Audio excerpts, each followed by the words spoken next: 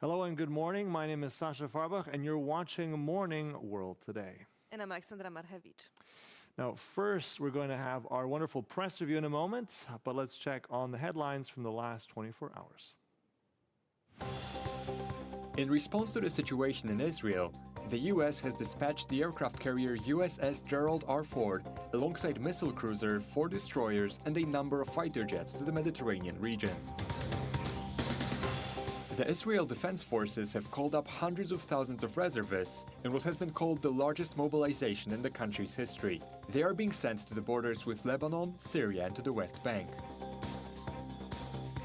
Candidates from Poland's major political parties presented their visions for the country's future in a televised debate. The issues discussed included migration, the retirement age, and social benefits. U.S. economic historian Claudia Goldin has been awarded the Nobel Prize in Economics. The committee recognized her research into the situation of women in the labor market.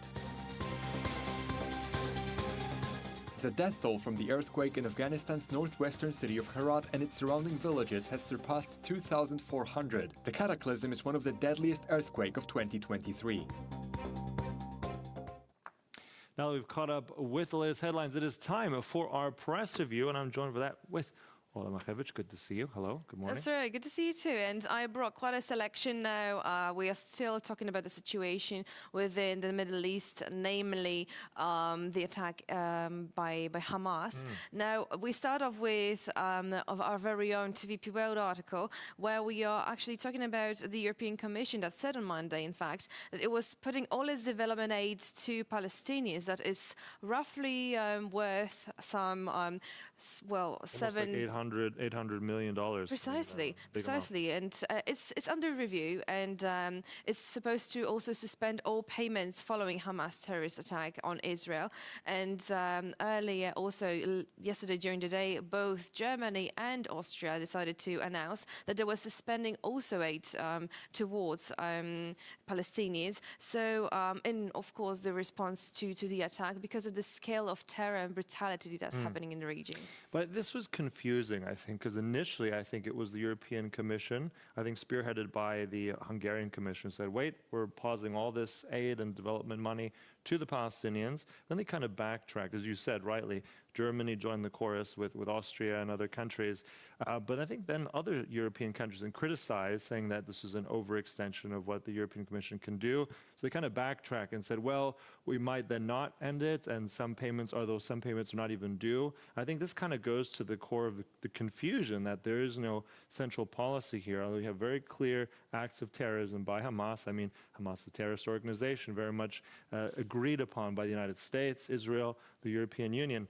So I think also there's no real distinguishing factor here on the European level between the Palestinian Authority and between Hamas. So it adds to this whole very strange confusion. As you rightly said, some countries are a bit more clear and understand that better, but isn't a good, I think, result for what the European Union has vis-a-vis Hamas, Palestine, or Israel.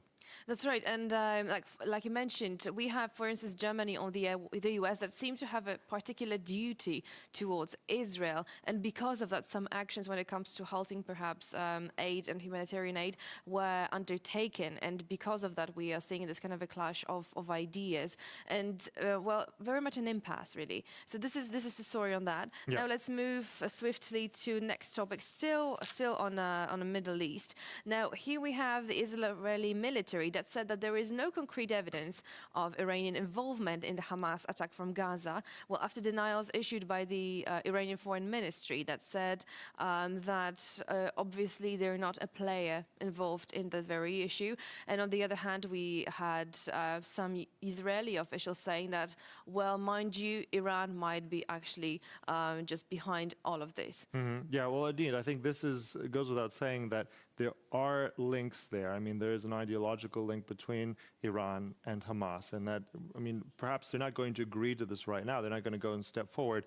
That could potentially be, in my mind, because of, I think, certain forces that are right now actively involved there. I think very much a show of force, right? The United States has moved that large carrier group really in close proximity to Israel, the Gerald Ford with its entire strike group there. I mean, that's a big show of force. So basically show to anyone to exploit the situation. to really watch yourself, because the United States is very close, and this is not a moment to act. Now, I think it might be too early to say that there's no involvement by Iran. That's clearly one of the forces involved in some way in this, I think. Exactly, and speaking of also exploiting all the possibilities, it seems that perhaps there are some other external players involved, especially now. I believe that not as far as yesterday, for instance, Ukrainian President Volodymyr Zelensky actually have mentioned that, mind you, Russia might also take interest in the war within the Middle East, and that definitely Russia and Iran have been friends for a while. So there would be no surprise if Iran would be actually, let's say, influence or interested in more of a let's say creating a difficult situation within the region because it was inspired by Russia. Yeah, indeed. And I think this, as you rightly put it there, this is very concerning about who gains here. And I think very much, unfortunately, it is Russia to a large extent. I mean, we've seen Russia's involvement in the region. We've seen very much the ties as well into Syria. We know that Russia is involved with Wagner across the continent as well in Africa. So it wouldn't be too far of a stretch that even if this was sort of supported, or at least if there is some kind of even not supported or directly correlated, there is definitely a connection here that this favors. Now the eyes of the world are on this part of the world. We're not focused on Ukraine anymore, so unfortunately that seems to be one of the cases here. And as you said, it reminds me of all the cooperation that we've seen in the last months between Russia and Iran. Definitely sinister things. And also adding to that, when we know that, for instance, Mossad seems that they did not know what was happening with Hamas for weeks, really. And the question also that was posed numerous times is why we did not know sooner if we have such highly, let's say, such high intelligence also within services within our country. Yeah. And that was also one of the questions that is left for now without answer. Yeah. Well, I think this is going to be something analyzed. Right now, we have to remember that there's still, like, literally a war going on right now. Definitely. I mean, you have Israeli forces fighting at this very moment. So I think those kind of questions on the intelligence failures, definitely there's going to be a reckoning As down the the line. aftermath, For right. sure, absolutely. All right, what do we have next? Now we are moving on to Azerbaijan, as now Azerbaijani president said that actually France would be to blame for any conflict between Armenia and Azerbaijan, which is actually following Paris' promise just last week, really, to deliver military equipment to Armenia last week during the meeting in Granada in Spain. Well, President Emmanuel Macron said that perhaps, well, if Azerbaijani president is not here, then let's have a trilateral meeting between Olaf Scholz, Emmanuel Macron, and also Armenian Prime Minister. And when they discussed the situation in South Caucasus, they said that perhaps militarization of the region would be quite in order to perhaps combat any kind of threat coming from Azerbaijan. And obviously, Azerbaijan and Turkey that weren't there at the meeting did not take it really lightly. And, well, the response of Azerbaijani president was exactly that. Provision of weapons of France to Armenia is just an approach that is not serving peace. And if France will actually cater to that situation, it will be responsible for igniting a conflict again. Yeah, I mean, you were there, if I recall. I mean, you got the first really insight of all this. I mean, it is, I think, considerable that there's so many issues at this particular summit, including this whole Nagorno-Karabakh issue, which were not really solved at all. If anything, they were poorly addressed at that format. We also had, the Kosovo, the Western Balkans, Ukraine. And I think on any of those issues, we didn't really have any movement. And this is, I think, one of them. Another thing I see here, Macron once again being blamed. I mean, he's just basically failing, a whole trail of failure, I think, in terms of foreign policy. If we look at what's happening in Ukraine, if we look at his comments there, if we look at West Africa, if we now look at this, I mean, he's just basically being attacked on every front here, and I think he's struggling on every. But I mean, with this particular issue, we'll have to see. But did you get any sort of sense of just looking at this particular summit in Granada? Did you get any sense anything was achieved there? I'm just curious.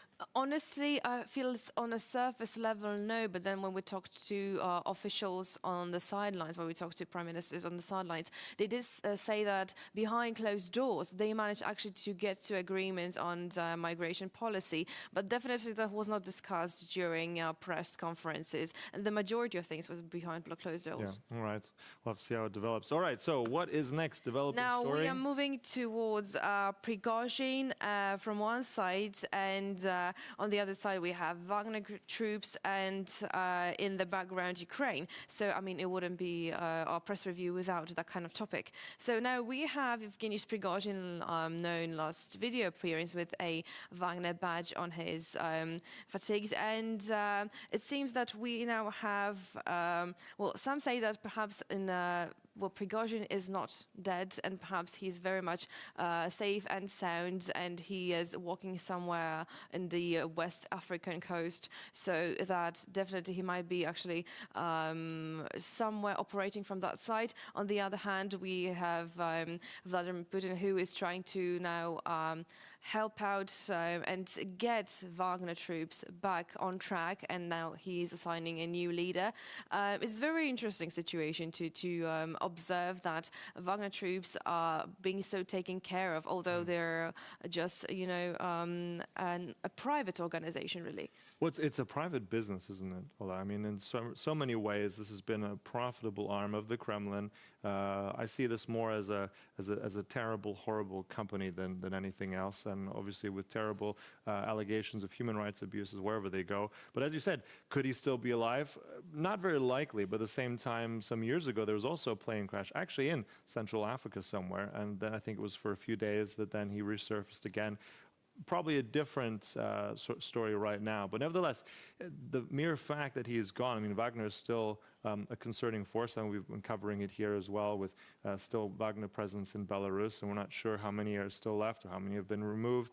But I mean, this is the interesting thing, isn't it? And I think the debate that will probably resurface of how loyal are the Wagner troops to this potential new leader, as you mentioned, right? Do you think we could see something like Prigozhin's incursion once again by somebody else potentially in Moscow? What do you think?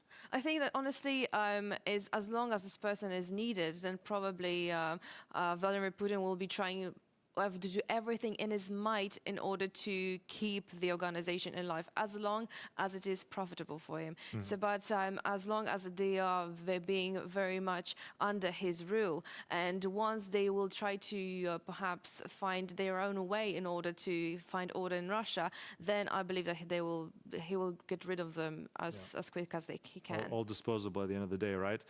All right, so let us move on quickly to, I believe, which will be our final story. Right, A little sure. bit of technology news, I Now, believe. here we have Vietnam, actually, that is trying to plant spyware on the phones of members of Congress.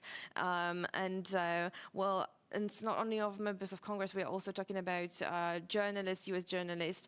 And it seems that, some kind of new tools were being used, and not many actually were able to sense what kind of now new threats are coming also from Vietnam. Nobody actually expected that Vietnam would also be involved in such a thing.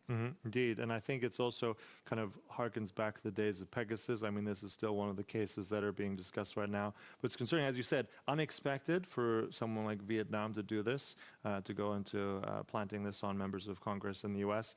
But for sure, we'll have people interested to find out how this happened and what else is behind it potentially. But And if I have something, then I'll let you know, definitely. looking forward to it. So, an absolute pleasure. Alexander Milhevich, thank you for that wonderful press review. And now that we've covered that, let's see what else is coming up throughout the day. European Union foreign ministers will meet today in an emergency meeting to discuss the situation in Israel and the region. They will meet to consider the responses and next steps for the EU, including reviewing aspects of development aid. Taiwan holds National Day celebrations with a military parade. Taiwan celebrates October 10th as its National Day, marking an uprising in 1911 that ended China's last imperial dynasty and ushered in the Republic of China. Taiwan President Tsai Ing-wen also meets with the visiting former Australian Prime Minister, Scott Morrison. Ukrainian President Volodymyr Zelensky visits Romania and meets with Romanian counterpart Klaus Iohannis. The official visit confirms the special nature of the bilateral relationship between Romania and Ukraine, its potential, and the need to discuss, at the highest level, projects and themes, common interests, according to the press release. German Chancellor Olaf Scholz and French President Emmanuel Macron and their cabinets conclude a two-day government meeting in a bid to reset relations between the European Union's two biggest powers amid a host of disagreements on energy, industry, and defense policy. Now it's time for our morning discussion, and for that I'm joined by Anatol Kotau, a political scientist, member of the Temporary Council of the Belarusian Democratic Forces Forum, and Michael Dębinski from the British-Polish Chamber of Commerce. Hello and very good morning to you, gentlemen. Thanks for joining us here. Good morning. Morning. Morning. So let's begin. Michael, first one is to you. I mean, we have the main topic still is what's going on in Israel now, these terrible, terrible 4 days now of terrorist attacks by Hamas. So EU foreign leaders are meeting to discuss this whole situation. Now, what do you make of it? Because yesterday we already had this topsy-turvy idea. They couldn't even make sense of, will they stop aid to the Palestinians or not? Some of them said yes, some of them no. So this is hemorrhaging here. What do you make? What's going to happen today with this? Any sort of concrete action from the European foreign ministers? It's really difficult. This is an intractable problem that's gone on for decades, and I don't think that European foreign ministers sitting around a table are going to get much further with this. I think the key question at the moment is about the aid to Palestine, the humanitarian aid, whether that's going to get switched off or reviewed or taken further. So I think that other than platitudes, we're not going to expect much from this particular meeting today. Yeah. All right, over to you, Anatol. Do you expect anything different here, what Michael has just said? I mean, any sort of unified European policy possible even? I mean, just to make a quick point here as well, yesterday, as we had Germany and Austria stand very united saying aid will stop, you had the Italians saying, well, we're not going to do such a thing at all. So, I mean, what do you expect here? Any breakthroughs, any difference in opinion there, Anatol? Hey, yo. Unfortunately, Who's Europe the is Daraba? not united on this issue, and probably this is a chance Погано to make кіфло. some joint statement Пога кіфло є on бути. this issue of Hey, humanitarian, I just got aid to the PC. Palestine, which this country Okay. received from the European Union. It's the only source for its I don't know, existence, survival, and there is no means how to prevent money going to Palestine to go to Hamas, and this is the crucial issue. I From prefer them my raw. point of view, of course, there should be a decision on immediate stoppage of this aid and rethinking of the attitude of European Union to the situation in the region. Of course, it's quite difficult, but there are two more issues on the agenda.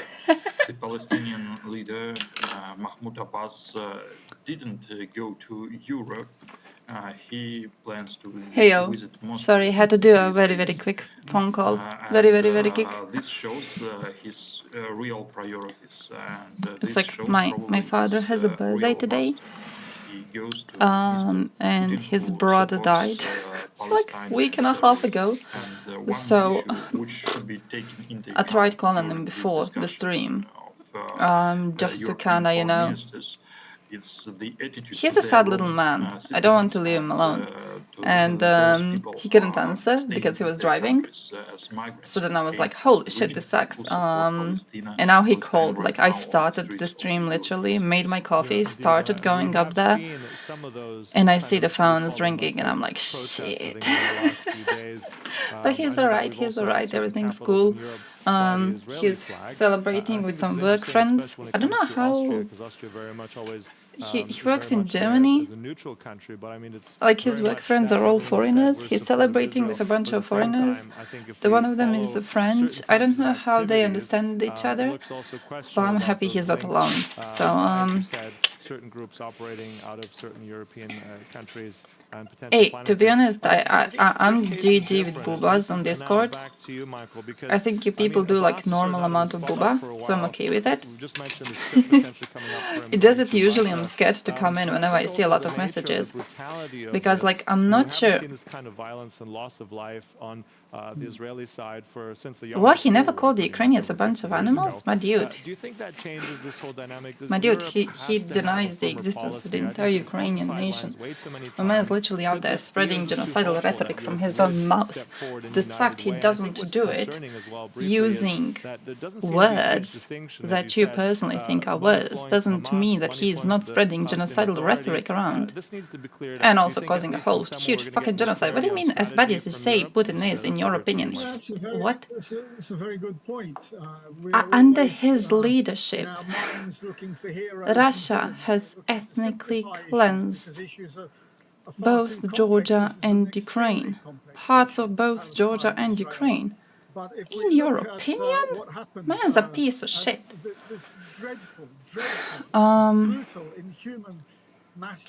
Yeah, like, oh, he didn't call them animals. Yeah, GG, okay, thank you, Putin, thank you.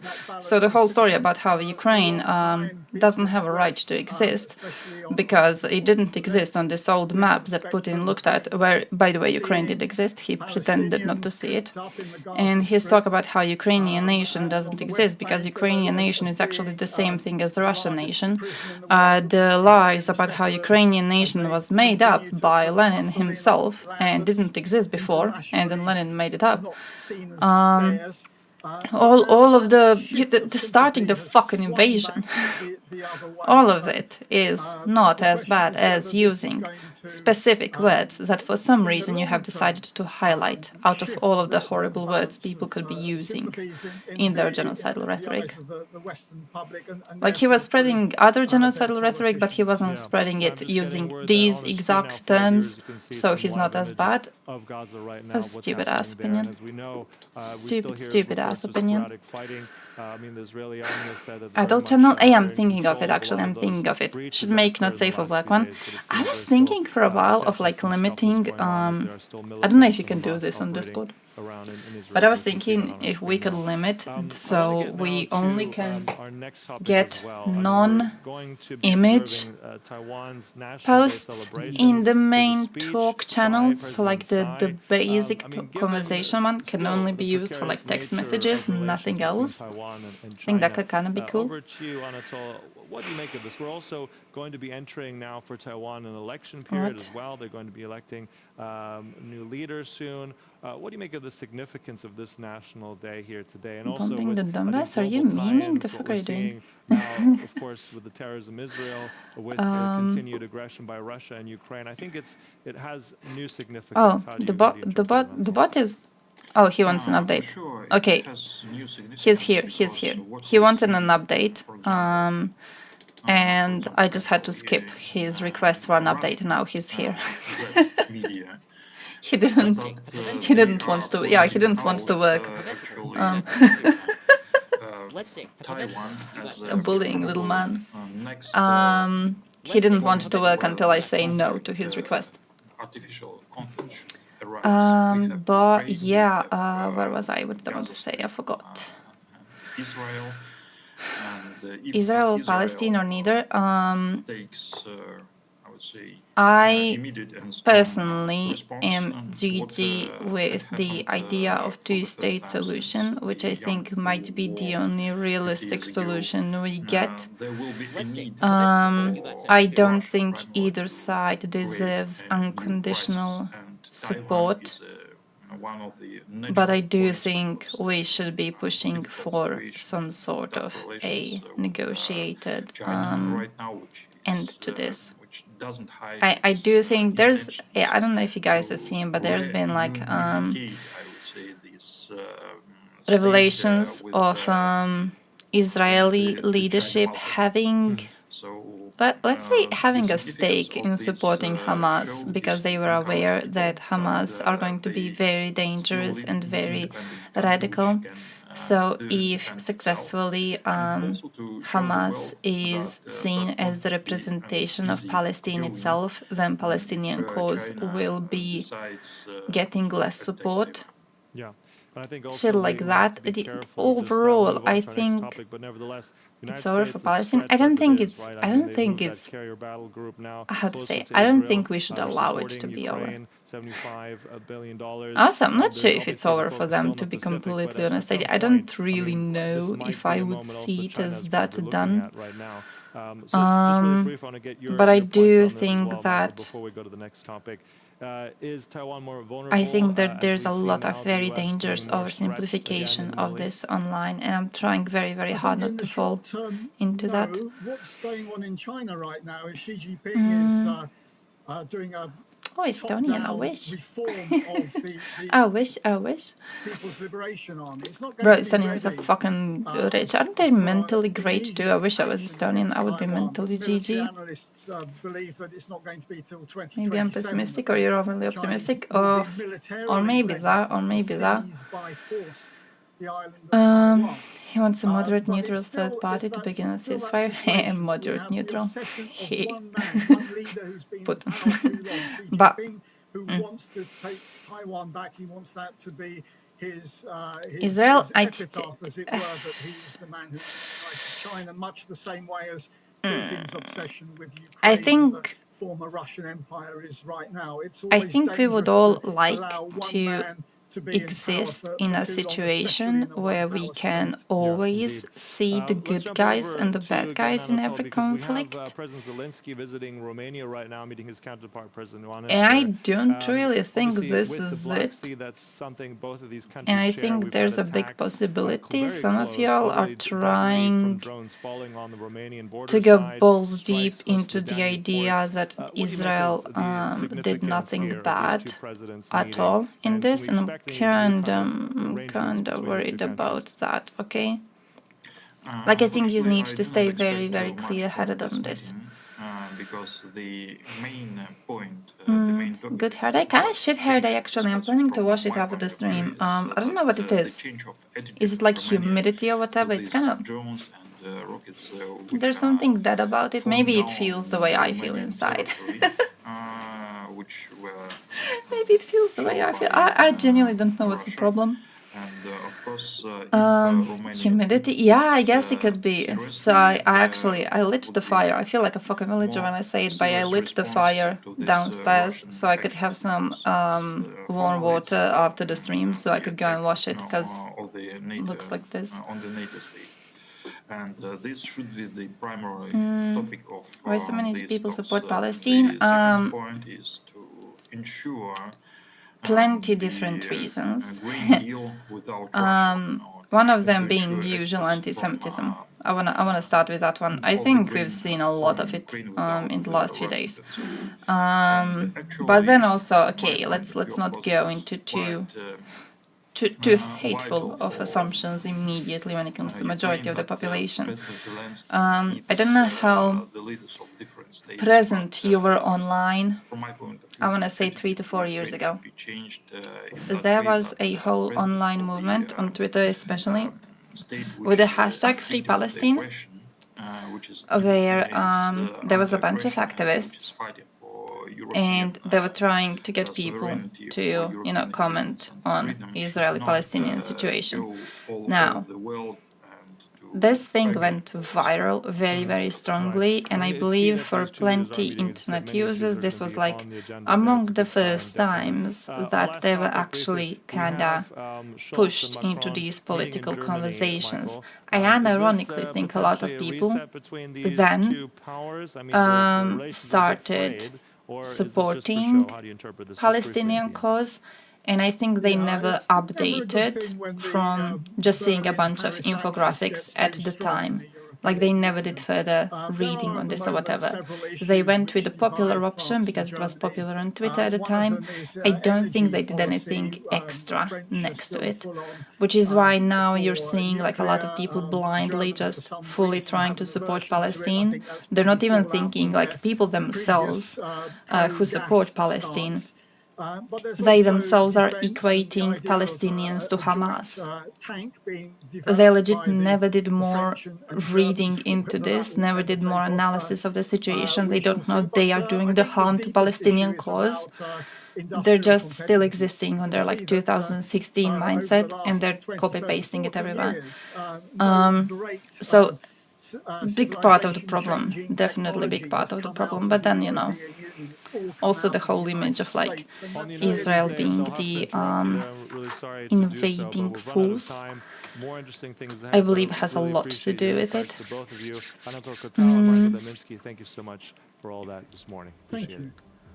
Oh, Thank you. Thank you for watching Morning World today, but there's much more coming up right here on TVP World, so stay tuned. Goodbye. they will only lose all their land. Otherwise, we're good with a two-state solution. Oh?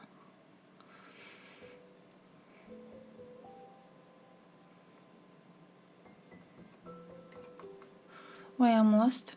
Hamas and Palestinian people are separate?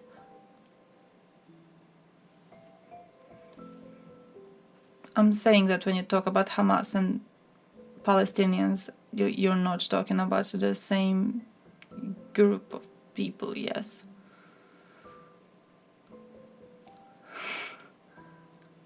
Hamas are not all Palestinian people. Hamas is not a word you can use interchangeably with Palestinians. It's, yes. What? Yes, I'm saying it's not the same term. It's not the same term because people are trying to be supportive of Palestinians, but what they do is they see Hamas doing crimes. Why the hell are Israelis bombing them indiscriminately if this is true? Who is them in this situation? Hamas? Palestinian people? Because Hamas are using civilian sites to launch their attacks from. It's not like geographically separate. They're not geographically different as groups.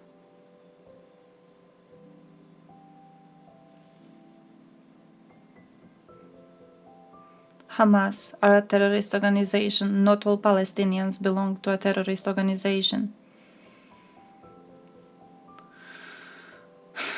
Fuck, where was I?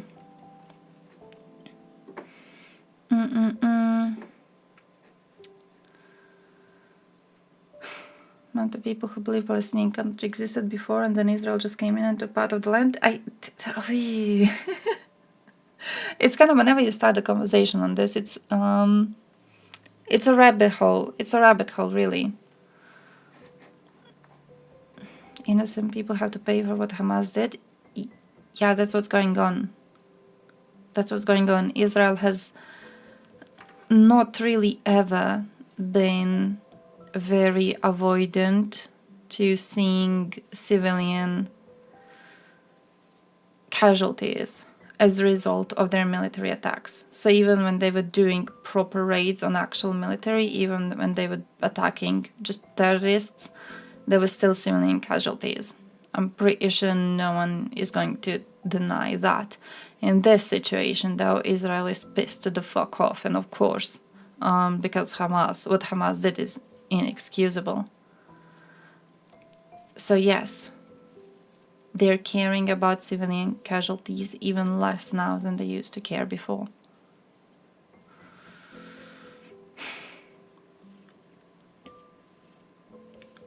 Wait, isn't 20% of Israeli population Palestinians?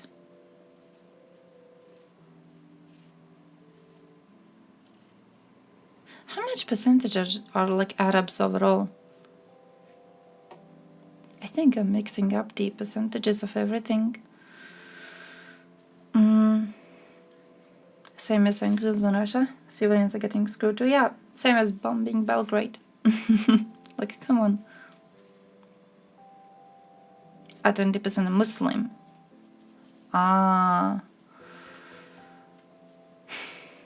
Elected government of Gaza, and the reason of its popularity is they are seen as less corrupt than the previous government. Yeah, but also like as far as I understand the situation, I haven't really looked into this too deeply. Like some of the journalists that I follow have been following the situation in Israel, Palestine too previously, and that's like where I get most of the information. But as far as I understand, Hamas got elected democratically quite a while ago, and there were no democratic elections since to like keep them as the actually elected government and not someone who hoarded the power.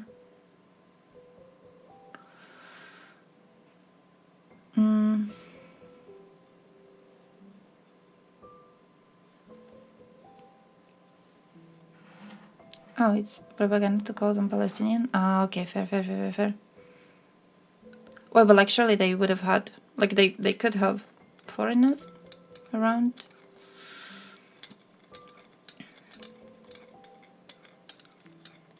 Haven't had elections. Yeah, I remember. Fuck.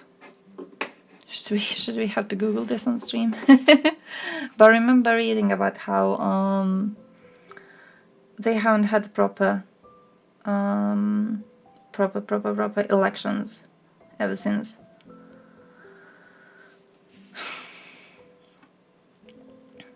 Ben Shapiro. Ooh.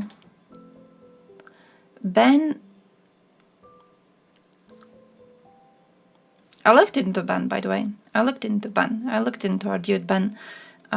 We mentioned Ben on stream a while ago, because Ben made some quite pro-Ukrainian videos, which was a bit surprising. So I was like, Ben Shapiro? Ben? Impossible. I figured it out, actually.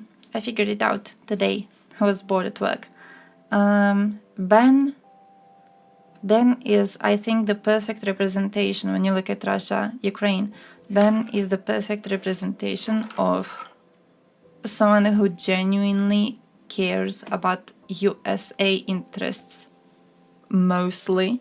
Now, I do think he's a bit dumb when he speaks on some topics on this, but he wrote this one article on it about how he thinks USA should stop supporting Ukraine because he doesn't really care whether Ukraine gets to keep the occupied areas. He thinks that we are no longer facing the danger of Ukraine being overrun by Russians and of Ukrainian government being overthrown by Russians. So because there is no such danger present, he's like, yeah, okay, like the biggest danger for us, which would be Russia toppling the Ukrainian government, the biggest danger for us as the West is gone. Russia is not going to be able to take over Kyiv, right? So because Russia is not going to be able to take over Kyiv, we don't really have something to fear anymore as the West. Now we could just, get Ukraine into NATO, the parts of Ukraine that are not occupied, and that's it. Like, we could finish this relatively quickly. He opposes sending them more aid to help them liberate, which I do think is rather stupid. I do think if you present Russia with any sort of a victory, you still are dealing with a real danger, and it's kind of weird to me he doesn't see this.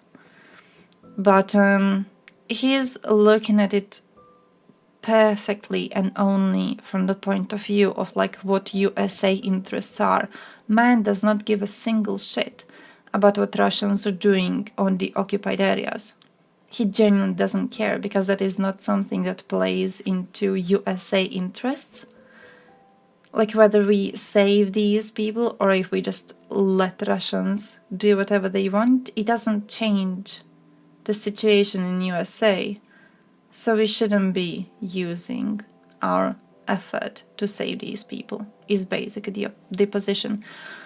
So I disagree with him on a lot of those points, but I'm just kind of happy I understand his position. But like, this is where I don't really know how much I would trust him on Israel and Palestine, because I'm pretty sure he would be having a very similar USA-centered view, and I don't know how much. I don't know how much I would trust him as a person. Adequate position of a resident of the USA. I think the problem with that position is that he doesn't understand the danger of allowing Russia to have any sort of a victory. That's my big problem with that position. It is not true that the biggest danger for the West would be Russia taking over Kyiv and overturning the elected government of Ukraine. The biggest danger for the West is the threat Russia poses with its idea of like the ideological fight with the West, continuing, ongoing fight that they must be participating in. It doesn't matter whether Russia managed to take over Kyiv or not, it will try again, and it will try again, and it will try again, and it will continue trying. Until Russia is properly and fully defeated, it will continue trying. We are getting the same situation in Serbia, where, you know, we thought we can just let them be themselves and maybe they fix their little shitty situation and they stop posing danger to everyone around them, and they haven't. It's been years, they haven't. They're still dreaming about greatest Serbia. They're still dreaming about getting to invade our lands and to take ownership of the land that they see as historically theirs. The danger has not been removed. Serbia has not been properly defeated. The danger has not been removed. I genuinely think he just doesn't see it.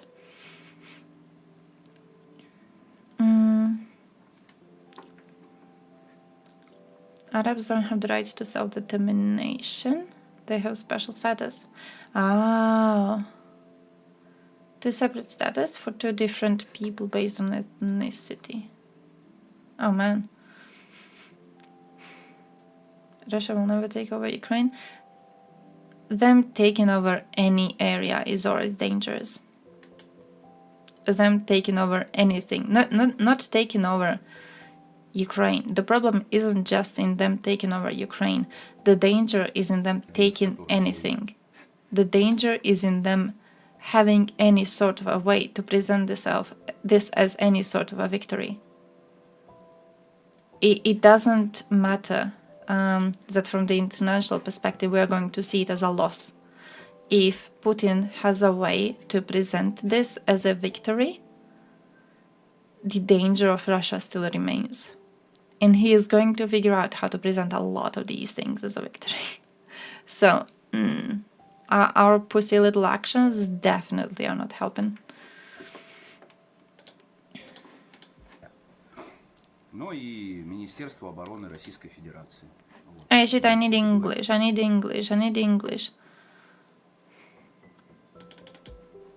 Is it Russian guy? 13? Wait, is Dennis streaming in English? We started it all in 2014 instead of Donbass. The one, oh yeah, it's 13. I just saw it.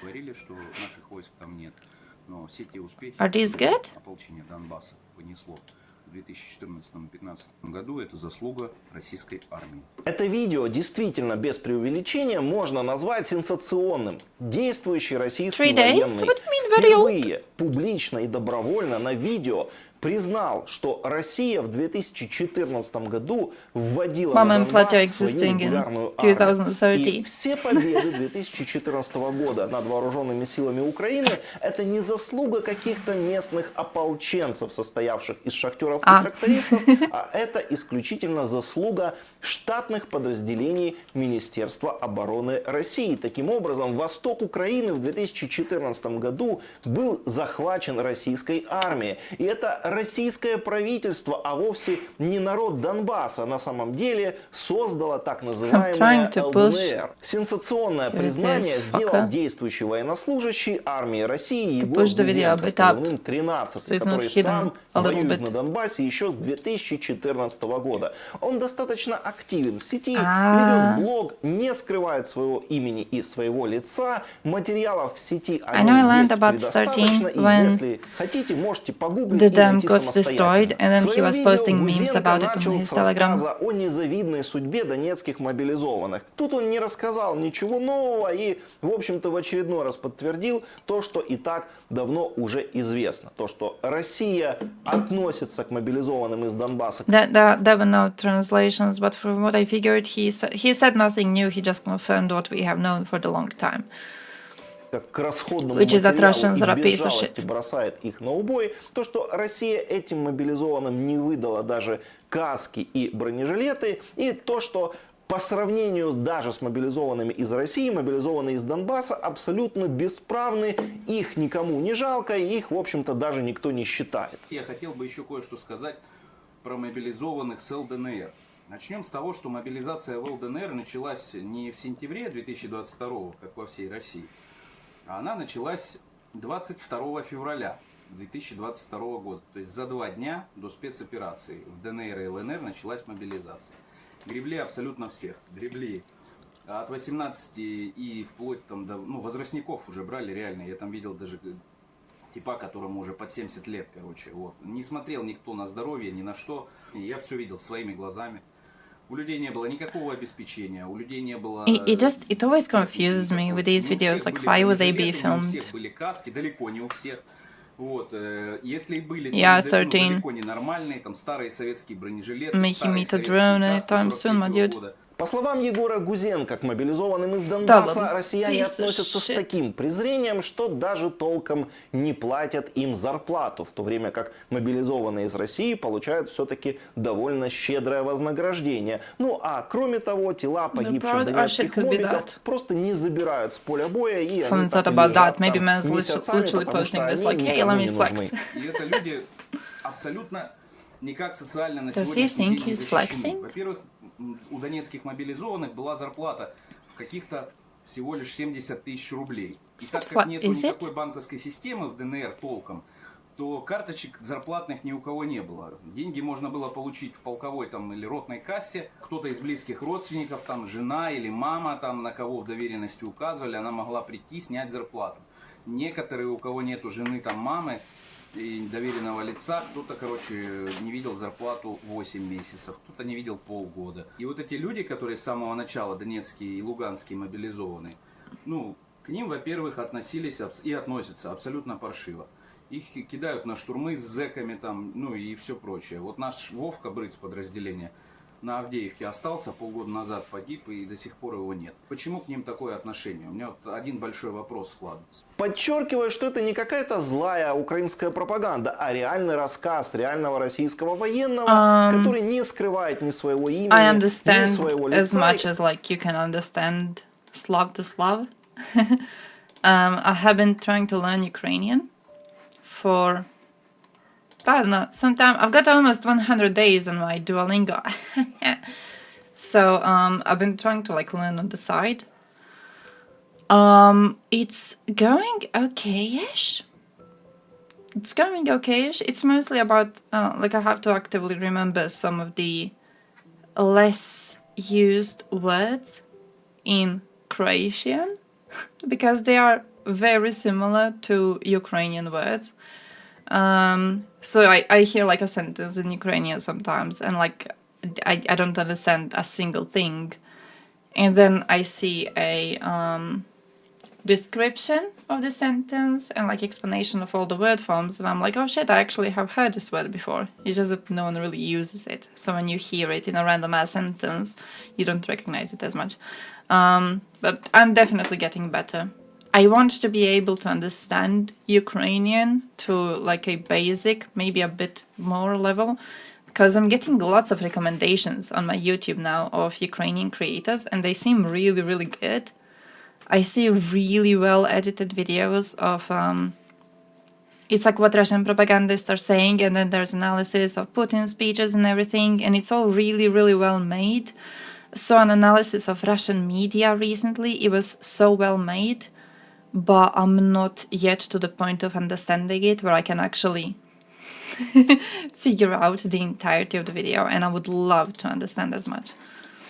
That's который basically все the это goal. говорит на видео, то есть уже потом невозможно будет съехать, сказать, что кто-то взломал канал, чего-то написал, как многие делают. А тут уже видно, что непосредственно он все это действительно говорил, и мы видим, что да, он подтверждает, что Россия относится к жителям Донбасса как к людям второго сорта. Россия Yeah, but, like, их this не is the жалеет, same и man. она не то, что их не защищает. This is the same man. He's doing this whole thing with like, oh yeah, this is not propaganda. This is actually a Russian dude admitting to all of this. Which, yeah, true. But like the same Russian dude admitted blowing up Novakhovka and no one really gave a shit. So I don't really know how much the words of the mentioned Russian dude are going to be taken seriously now. I don't even really know what's the average person's in these circles view of him.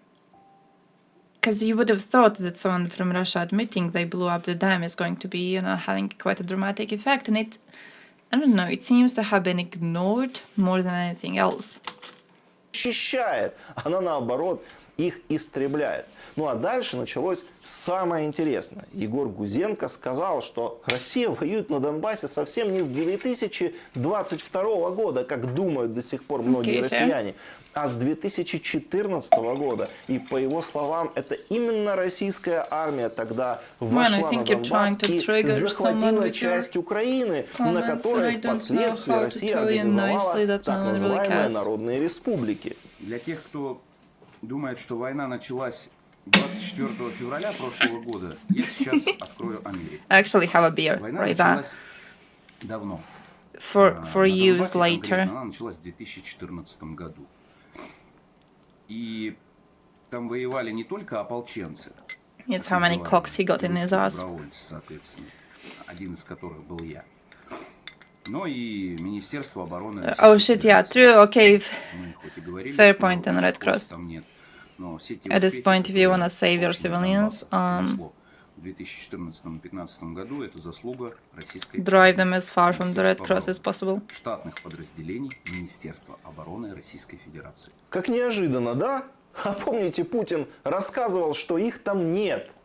А самое главное, что за ним вот эту ложь Why повторяли wouldn't you drink десятки украинских политиков, экспертов, beer while you're sick? журналистов, которые тоже нам рассказывали про внутренний конфликт, в котором Россия не участвует. А Oh, yeah, тут the civil war. выходит реально действующий российский военный и признается, что, во-первых, он сам с 2014 года в этом российском вторжении участвовал, а во-вторых, открытым текстом признает, что не было никогда никакого восставшего Донбасса, а были лишь штатные подразделения Министерства обороны России. Соответственно, в 2014 году мы пришли на Донбасс и как бы помогали этим людям. Вот. А потом на 9 лет, на 8, бросили их.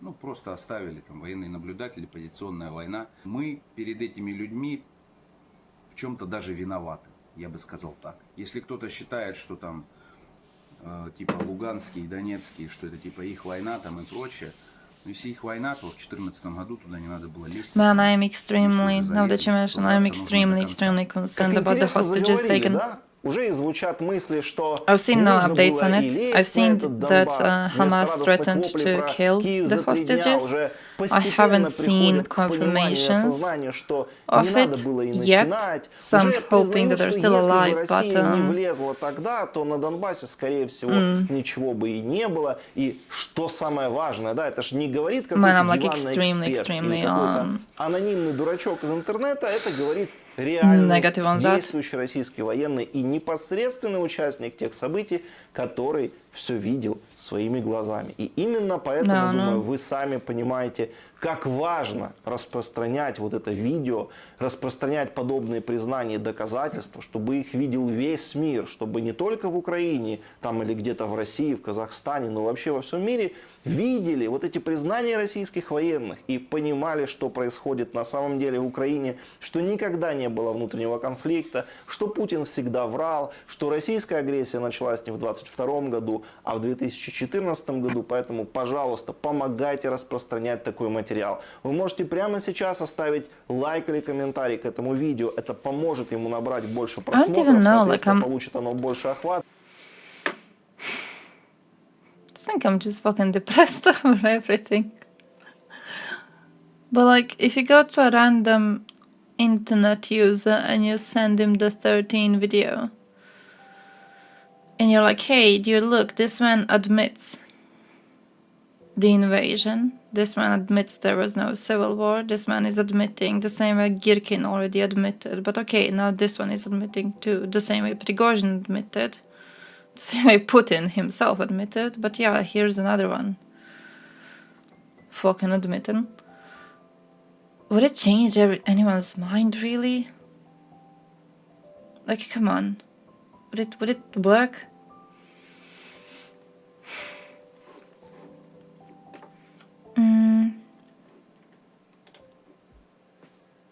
Oh.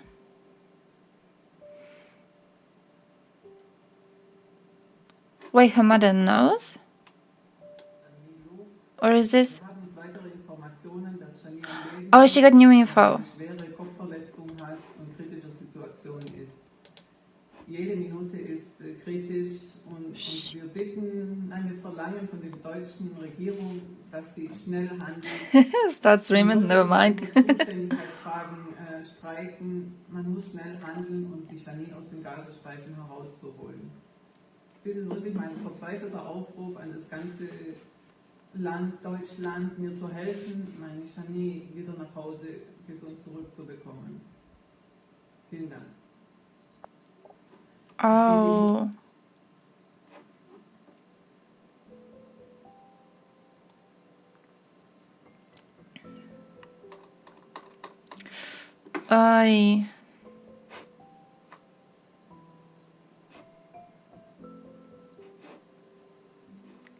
Man, I'm like... I hope... Or she German woman who was killed in Israel. Oh, you already buried her, my dude. You already buried her. We don't know. We don't know. There's a possibility she's still alive. But yeah.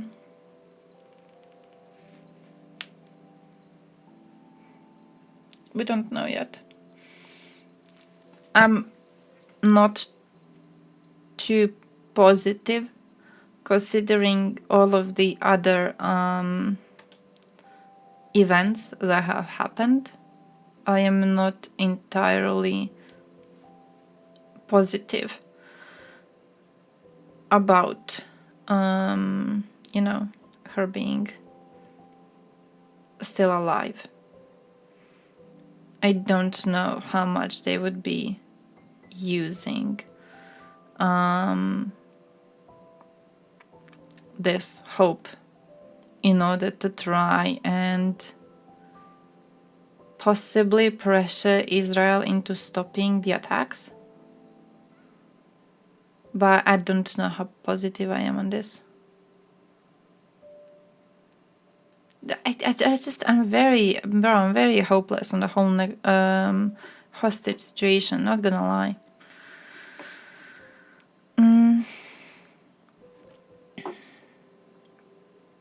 No way that will change tankies or far-righties' minds. Well, fuck that. That makes me even like to feel even worse. Waving a Palestinian flag is a criminal offense. Meanwhile, Russia has killed tens of times more people and is protected. Oh, definitely. The fact that people are able to respond very quickly, very strongly now. I've already seen Ukrainians posting some things about, you know, comparing the global responses now versus the global responses to Russia. And it is fucking sad, my dude. It is very, very fucking sad, okay? When you see them commenting on, you know, how quickly USA has responded now and how long it took for USA to do anything about Russian invasion on Ukraine. How people now are learning about the cases of rape and they are outraged, and they are calling for Israel to respond somehow and to stop all of this. But we have plethora of reports of rape cases coming from Ukraine where Russians have just walked inside houses and raped everyone on sight.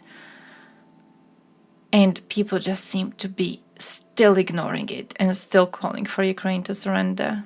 Like the response has not been, the response to war crimes has not really been equal.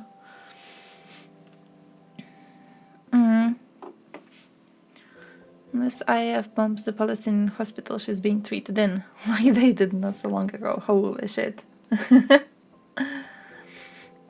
Hamas is not Russia. No, definitely fair. Definitely fair, definitely fair. We can't, we shouldn't be comparing the two conflicts, and we shouldn't be comparing the situations. We shouldn't be comparing the wars, absolutely. It creates some very, very false images. But I think when you just look at, when you look at war crimes and people's responses to war crimes, it's like Russia gets a pass. Like even people now who are saying that, oh, you know, rape and murder of civilians is never excusable, it should never have been excusable. But like same people will still die on the hill of denying the events in Bucha.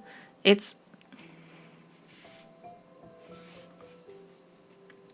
not really fair. It's not really fucking fair.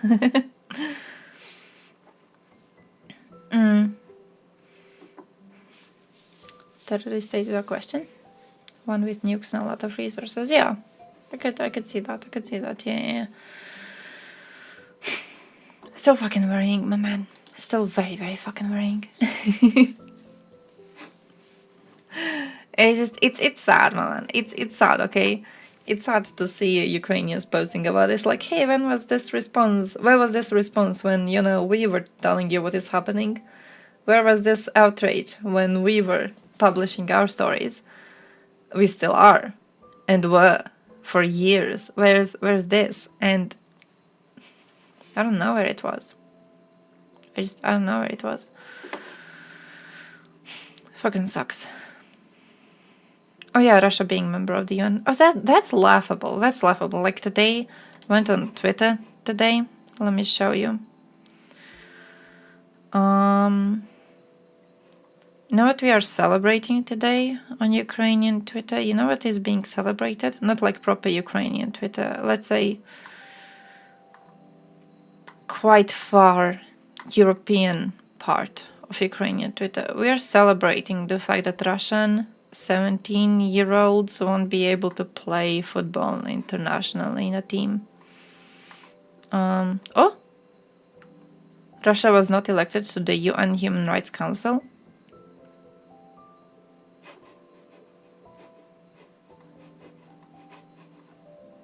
Get GG, I guess. Man, I know nothing of this seems enough. But yeah, what's their stupid ass name? I don't do football, my dudes. I don't do football. I don't care too much about football people. But they have decided that they will not allow Russians to be competing. UEFA, it was UEFA. They cancelled the decision to admit Russian U17 national team to international tournaments. And it's like, this was supposed to be a no question. This was supposed to just be done immediately. The second this invasion happened, they should have been immediately banned from all international events, and they weren't. At no point of this full-scale invasion was there a question as to why they were doing this. At no point really was there like murky waters about Russian reasons to start this. And now, like, here's something into the war, we have to be happy about the fact that they almost participated in an international event, but then that was pulled back a bit later. You know, like, I don't know, my man. United Nations, with the main rule of no half-hearted decisions. The weirdest, not the weirdest, the most disappointing thing about that is that it's like it was League of Nations, right? And that was worthless. That disbanded. UN get started. UN is looking at the situation in Yugoslavia, 1990s. UN is doing nothing. Srebrenica is happening right in front of their eyes. UN, like, kind of looks at what's going on, does nothing, because, you know, you gotta be nice to terrorists. You gotta be nice to Serbs. If someone's doing a genocide, the most you can do is, like, go, no, that's them. That's it. Nothing else, okay? Srebrenica happens. Years after Srebrenica happens, UN is like, hey, we were pussy-ass worthless bitches. We did nothing to stop Srebrenica. We could have stopped it. We just did nothing to stop it. Like, it was our choice to do nothing to stop it. We have learned from our mistakes. And we are using this opportunity to write a report to remind you that you should do something when these events start happening. You should do something much quicker than what we did, because we made a mistake by not stopping Srebrenica. And then Russia just keeps on fucking butchering. And they do nothing. They just do nothing. It's the same thing. Like, they already had a chance to do something to stop a genocide. They failed at stopping the genocide. They acknowledge they failed at stopping it. They acknowledge they should have been smarter. They get another choice. Another chance to stop a genocide. They are doing the same mistakes they already did. They learned nothing. This isn't how it's supposed to go. Making the same mistake twice, that should be inexcusable. And we're just kind of, you know, chilling and watching it. I don't know. Wagner has been training Hamas, yet Israel, and especially Netanyahu, hasn't imposed sanctions against Russia and tries to cozy up to Putin. To be fair, not fair. I don't think fair is the right word. There have been reports about Netanyahu being quite... What's the word I want to use for it? Pleased with Hamas. They work in his favor. Hamas taking a huge dump on the Palestinian cause directly goes in the favor of Israel. You're seeing it now, where, like, we got actual Palestinian supporters here. There was a video published of one of them just today. They had a pro-Palestine rally and they chanted anti-Semitic slogans at it. They mocked the victims of Hamas crimes. Mock them as, like, hipsters that have been killed by Hamas. It's the existence of Hamas goes into the interest of Netanyahu. He has no reason to sanction Russia.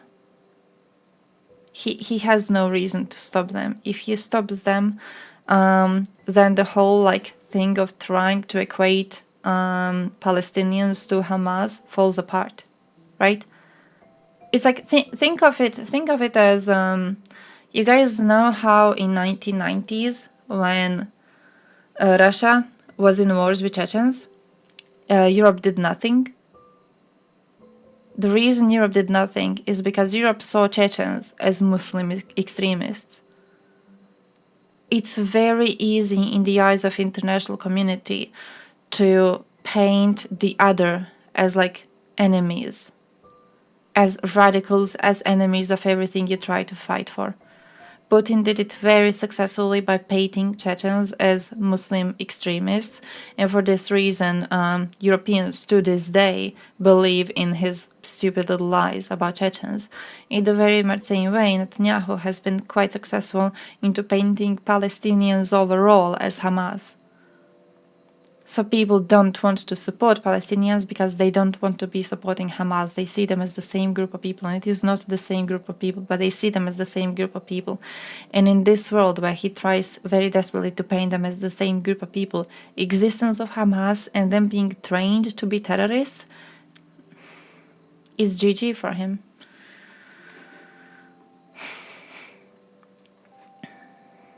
UN was always important. The reason I don't know if I don't know if it's shock or if it's concern, but it's like with NATO being useless now. I don't know if they are aware of what's at stake.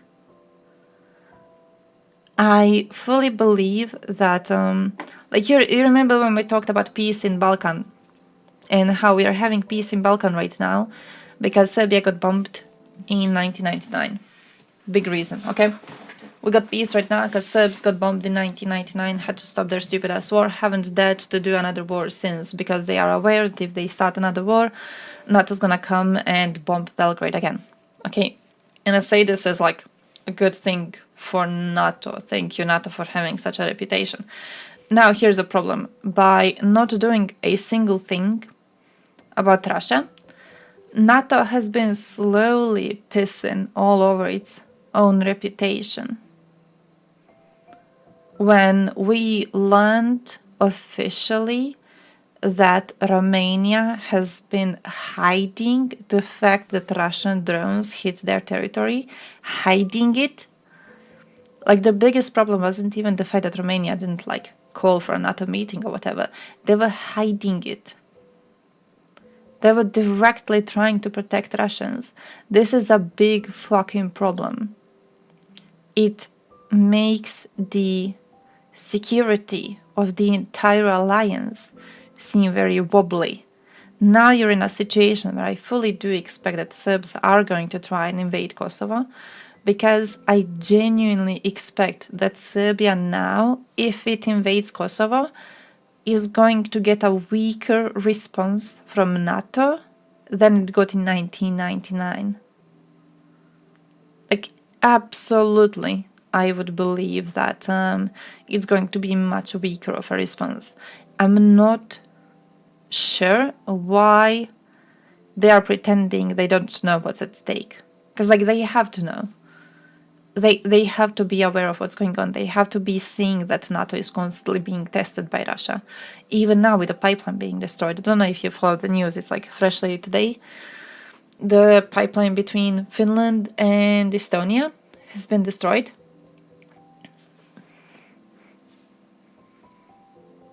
Like, what's NATO going to do about it? Likely nothing. This is just making our defense seem more and more wobbly. We are actively seeing NATO tested the same way CSTO got tested, and we are seeing NATO likely crumbling. And if NATO crumbles, we're going to be in some deep issues. So I would very much love to have some more hawkish people leading this alliance, someone who's a bit less of a pussy. It doesn't, doesn't seem to be likely anytime soon. Like, I'm very fucking concerned over this.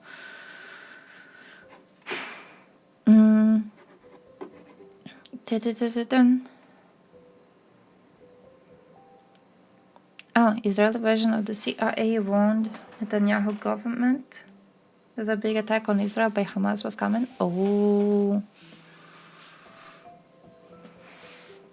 Could even... I'm trying to figure out if I'm more likely to believe in that theory or in the theory that Israeli intelligence just failed completely. And yeah.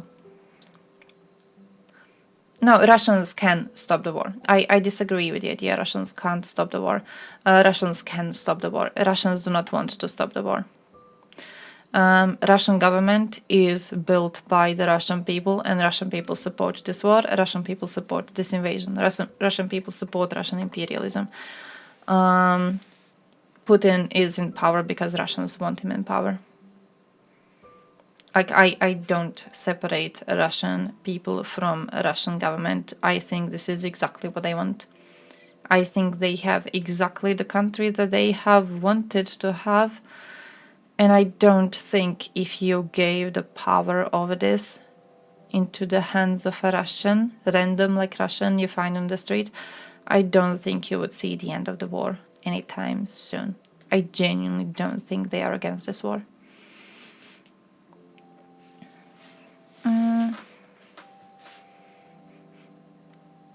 Wait, torpedo several peace negotiations.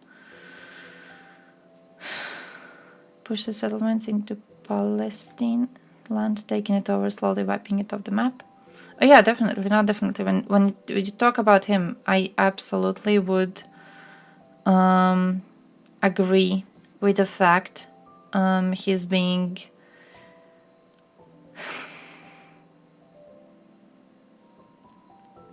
what word will you use for that? Definitely attempting further invasions. Okay, definitely attempting further invasions. Which is, yeah, it's why I think it's quite dangerous that on one hand, I think it's GG that so many people are able to condemn the war crimes of Hamas, and I think it's a very good thing. I do think some people have went a bit too much into supporting Israel. A douchebag? That's a bit weak, that's a bit high school. That's a bit high school. We need something stronger. But yeah, we shouldn't be too, you know, chill about that man's existence over this.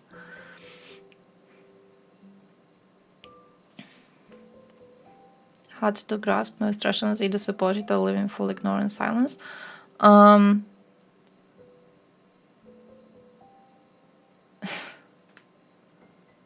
Man, I don't know. I genuinely don't know. I like fully disagree about that. I fully disagree with that view. Haven't understood it for a while. I don't get it. I don't get it. I don't know what's this desperation about looking for good Russians. I don't know what's this desperation for being like, oh yeah, well, Russians actually want a different state, bitch. If they wanted a different state, they would have fought for a different state. Come on. Come the fuck on. There's not going to be a change in Russia because this is what Russians want. This is what Russians support.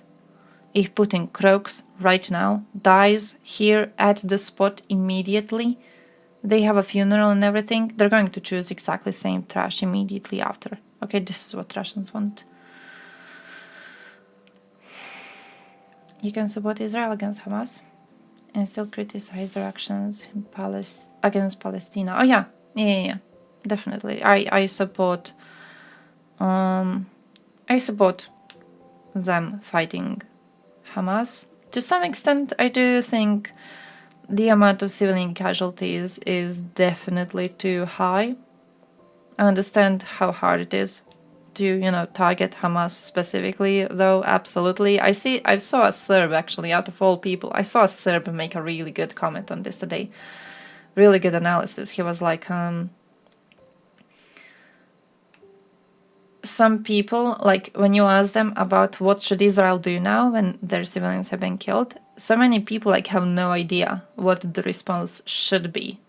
They're like, oh yeah, there should be a response. And then you ask them, what should be the response? And they don't know. And he made a joke about how people are waiting for USA to make some sort of a bomb, which, like, you deploy it and it can explode, only killing people who are soldiers. So, like, it doesn't cause a single civilian casualty. And for some people, only like this sort of a thing would be accepted. Which, yeah, it seems to be a lot of what we are dealing with now. I feel a lot of the conversation about this is based on just very unrealistic expectations. Joe Biden? No, Joe Biden is based when it comes to Russian invasion in Ukraine. He was based on Yugoslav wars too in 1990s. Biden was based on that too. He's dictator? It's fascist point of view to think that people deserve a dictator. Dude, Russians literally want a dictator. Russians are literally GG with having a dictator in power. Like they literally want it. They've literally chosen the man. Have you never heard them speak about democracy? Have you not seen their jokes about how many leaders have changed in other nations? Who was it? One of their TV show hosts literally made a joke about how hard it is for Putin to remember all of the other state leaders because they keep on changing so often. Russians are not fans of this. Whenever there's a democratic change of power in another country, they mock it. Russians are not democracy supporters. They're absolutely okay with their current situation.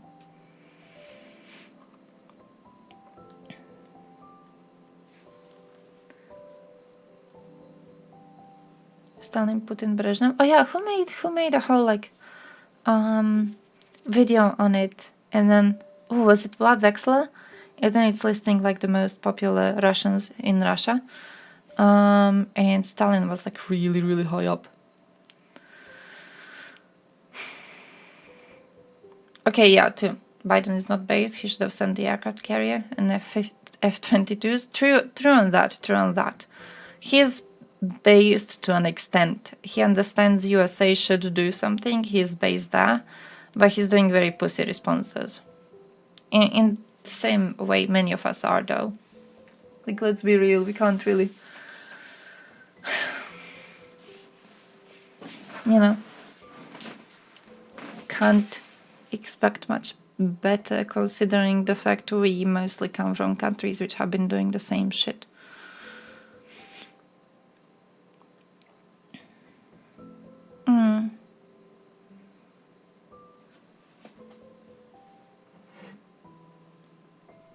Difference between Hamas and Russian army?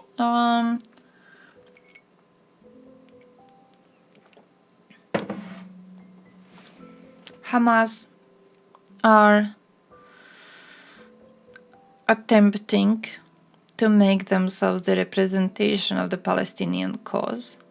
I think the Russian army is much more of a tool in that regard. If you talk about them like ideologically, right? If you talk about them just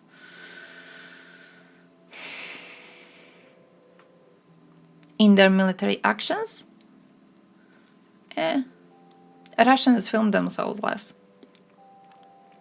Pieces of shit film themselves less, or at least post it less. I'm not sure what they're doing, because lots of posts do get published anyways. And I know, who was it? Osechkin? Was it Osechkin? Wait, Russia is not a terrorist because they have never attacked citizens on purpose? Bullshit. Bullshit. Bullshit, my dude. We're finding mass graves in every liberated place. Bullshit. Izium holds like a bigger mass grave than what Srebrenica did, my dude. Bullshit. I'm calling bullshit on that. Just no. That's a lie. That's a full fucking lie. It's not a single attack. What do you mean single attack? You think what? You think what Bucha and Izium are like interchangeably used for the same place? What do you mean they never targeted them on purpose? You think they accidentally shot civilians in the back of their heads? The fuck are you saying? You think they accidentally went and raped everyone they found? Think they accidentally kidnapped people? What the fuck are you saying? Of course they targeted civilians on purpose. They're admitting they're targeting civilians on purpose. No, they're admitting they're killing civilians, my man. The leader of DPR personally said that they are killing civilians who are refusing to let go of the fact that they are Ukrainians. They see being Ukrainian as a mental illness. They execute you if you are Ukrainian and you admit it. The fuck are you saying? This is laughable. This is fucking laughable.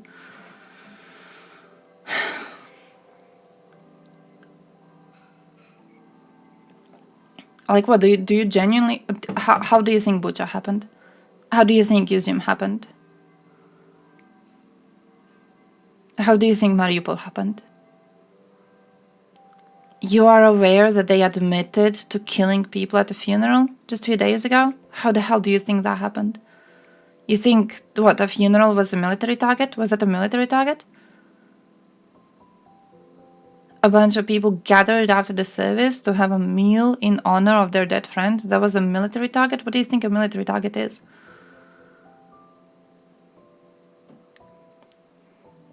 Just, no, that's an incredibly fucking stupid way to phrase this.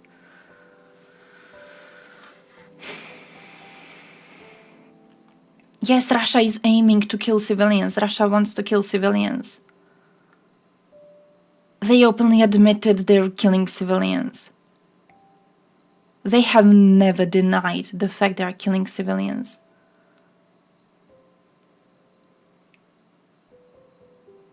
You are like literally making excuses for Russians that Russians themselves would deny. Again, leader of DPR military himself said they are executing civilians who refuse to say that they are Russian.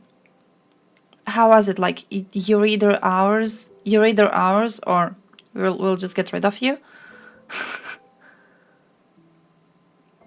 They're claiming that being Ukrainian itself, calling yourself Ukrainian, is Nazism inherently. They're absolutely intentionally doing this. Like, you have to be knowingly lying about this. There's no chance you're this deluded. You have to be knowingly lying about this.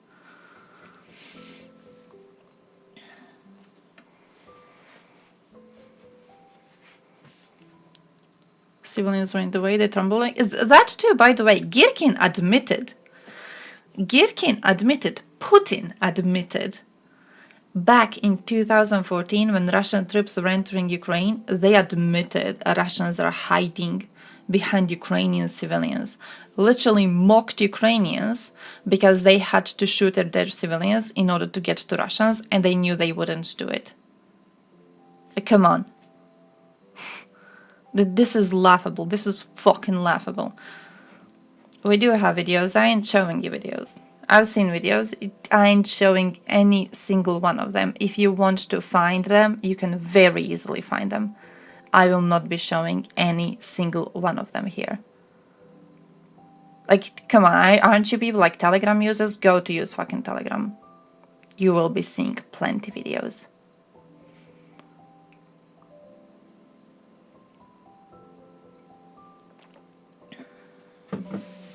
Proof. What the fuck do you need for proof, my man? Wait, what message am I supposed to reply to? You talk about country with dictators that took over all media and killed or sent to prison all opposition? So, biggest Russian protests against Putin happened in between 2011 and 2013. But 2012 specifically was the biggest one. The number of people attending it was ridiculously low for Moscow. What was it like? The top prediction was what, 100-something thousand people in Moscow, in fucking Moscow? But you know what happened to people who were a part of this protest? I'll tell you what happened. Few people got arrested, spent overnight in a cell, were released the next morning. I am not buying into this bullshit little idea. I'm getting pissed off at it, okay? We have fucking like green activists here. Those pussies smearing paint on pictures, shit like that, they get harsher punishment than Russians were getting for protesting against Putin. Harsher fucking punishment than Russians were getting at the time. They were getting nothing. They were getting nothing. They were released. Russia actively plays into this bullshit about their own opposition being arrested or killed. They're GG. My dude, they're GG. Yeah, you had like hires, people who are high up in Russian politics killing each other. You have that right now too. Who do you think killed Dugina? Like, you genuinely believe it was Ukrainians who killed Dugina? Come on. They keep on killing each other in high ranks of politics all the time. The people of Russia never actually did a fucking protest. They're not doing a damn thing. What are Russians doing in our countries now? Ever saw them protest against the invasion? You haven't. You know what I have seen them do? I've seen them do pro-Putin protests. I've seen them on the streets in fucking Serbia waving around Wagner flags. Most Russian supporters, most Russians are GG with this. I will not be entertaining this bullshit about Russian nation being different from the Russian government. The government is in power because the nation is complicit with it. Not to mention that whenever you get some news about their supposed opposition, it's always the news of them just being absolutely fucking normally treated. Remember that one girl? I remember that one girl who was like arrested. There was so many news about her being arrested because she was in Moscow and she was protesting the invasion right in front of Kremlin. She got arrested. You know what happened after she got arrested? Yeah, she got beaten up. No, she didn't get beaten up. What happened is she was released immediately the day after. She went to Poland, got a job by the Russian government, by the way. Got a job in Poland, works at human rights something, some bullshit. Know what she's doing in Poland, working as human rights activist?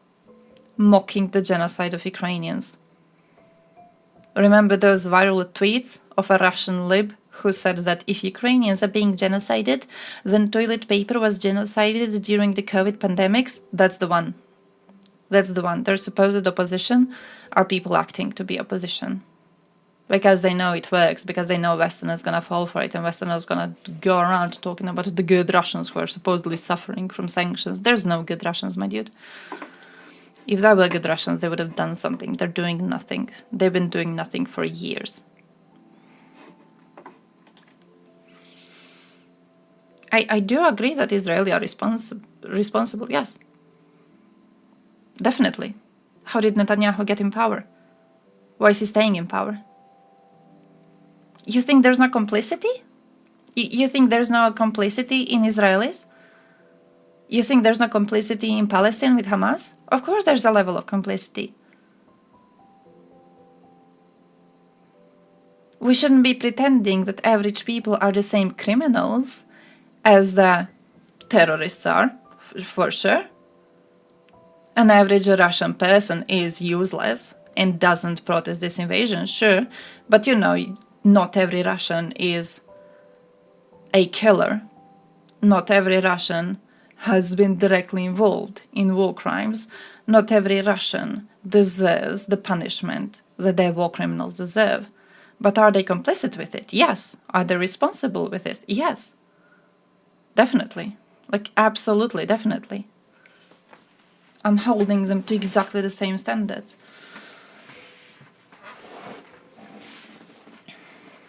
Those who support the killings are responsible, and so are those who do nothing to stop them. If you are complicit, it's your responsibility too, in the very much same way that regardless of which country you live in, you carry responsibility for your government.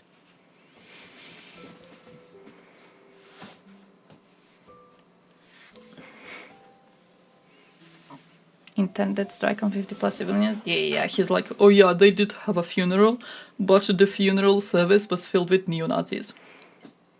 Like, bro, come on. Biden? Oh shit.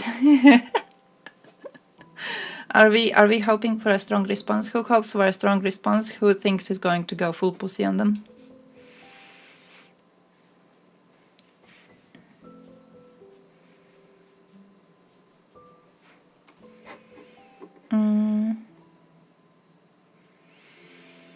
Why not all countries call the Russian army terrorists? An army that commits war crimes but doesn't have to rely on guerrilla warfare. Why is it obvious to call Hamas terrorists but not Wagner? I come strongly from the position of Russians having too cozy of a place within the West. I think we allowed them too much. I think we were too complicit. I think for years Europe was too complicit. And I think we allowed this. I think we allowed this, and I think it's very hard. It's like admitting that what's happening is a genocide, despite the fact that Russia is openly fucking sharing genocidal rhetoric. They're not hiding it. They're not trying to hide it.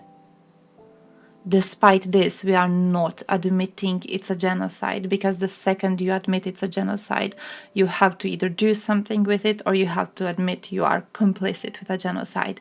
And we're not willing to go and make this choice.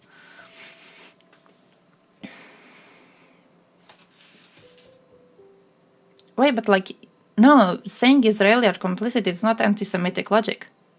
No, that is not true. That is absolutely not anti-Semitic. It is true that a nation makes the government. It is not anti-Semitic to say so. It is true that a nation makes the government. Israelis are, in large part, complicit with that government, in the same way Palestinians are complicit with Hamas. If you look at the opinion polls, they do show it. Even though they have not had proper democratic elections for a very long time, lots of their people are complicit, in big part because they have been radicalized, but because Israel has been attacking them for all of this time. But yes, nations do make the government. I stand behind this. This is not a logic I'm just using against Russia. This is a logic I'm using for literally every state. I have never in any way contradicted this logic on other countries. I stand behind this view fully.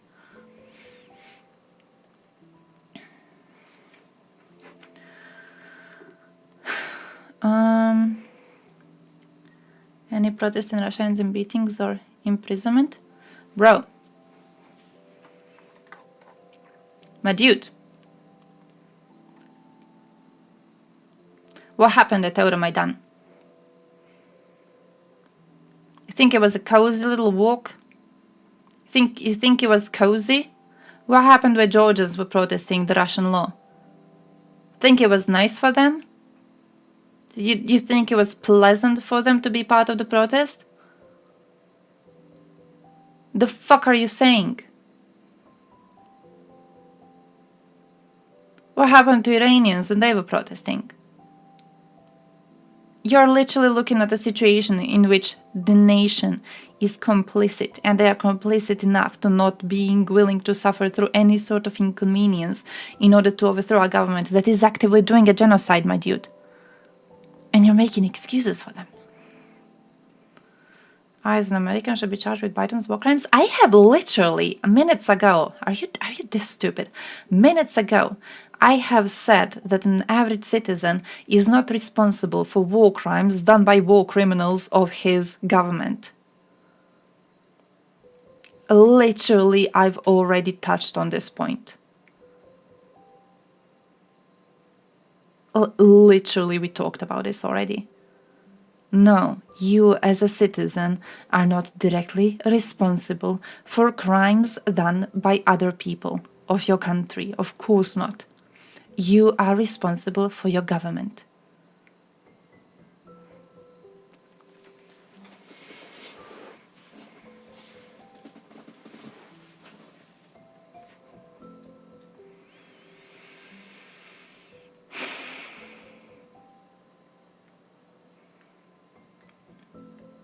Yeah, that too. Now that I think about it, that too. This whole fucking thing about, yeah, poor Russians getting beaten up for protesting. You know what happens when poor Russians don't protest at all? A genocide happens. Mariupol happens. Bucha happens, and Izium happens. Okay, so do you want to see me show some fucking compassion? We can talk about the actual victims of this situation, not about Russians. I don't give a single shit about them. They could have built a proper state. They chose not to build a proper state. They are currently living in a shithole of their own making.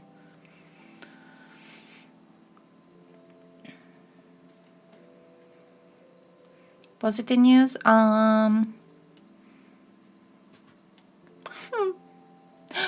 Ukraine had a good deal with Romania.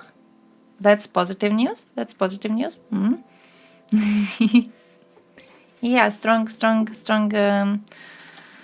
co-op with Romania. I remember seeing that. What else do I remember seeing?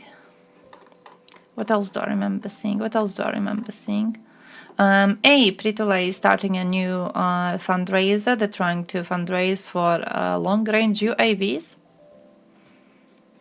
Come on, we know it. This. Come on, my dudes. You gotta give some cash money for this. Come on. Come on. This, arguably the most influential journalist in Israel, stating that we are now engaged in a historic war between Iran-Russia axis of evil and West Ukraine axis, and Israel must take action to officially and definitely help Ukraine. Also quite a good thing. 1 billion new aid package for Germany, also a good thing. See, we're doing great. We're doing great.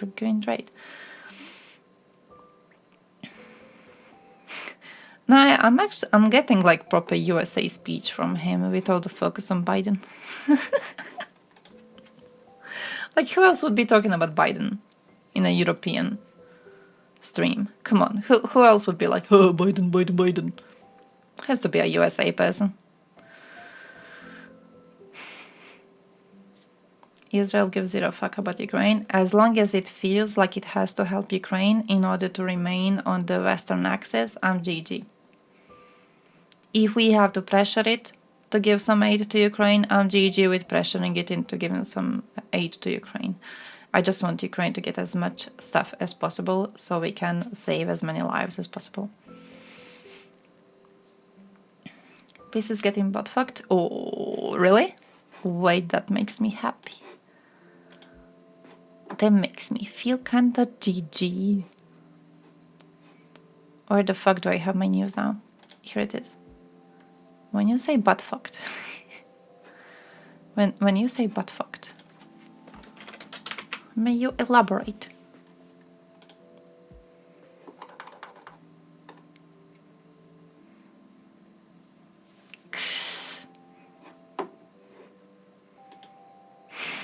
Not in a nice way. Like, oh damn, I thought they were enjoying it. I thought it was good. Ah, crap.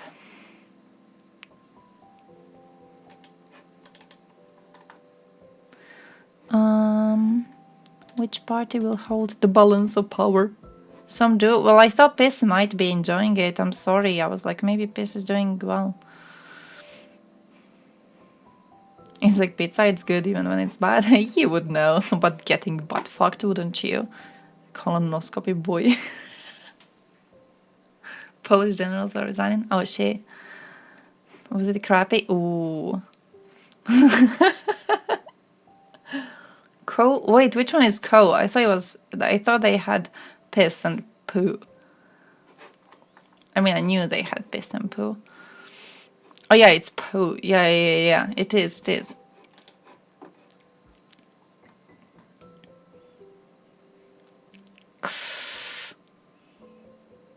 Oh, okay. Okay, they got... Oh, Co is a coalition. Oh. Beep beep boop boop Poland. Yeah, basically, yeah. Huh. So wait. Christian Democratic Third Way is an alliance of 3 small parties set up just last April.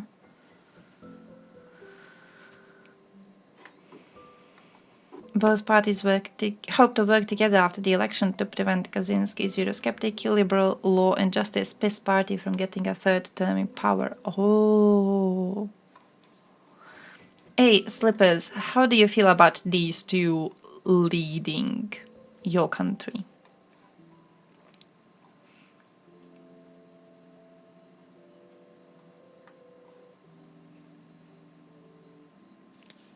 Like, how do you feel it would be? Oh, Twitch disabled Twitch following site? Oh, fuckers. Oh, fuckers, that's not fair. I saw really good memes with that site.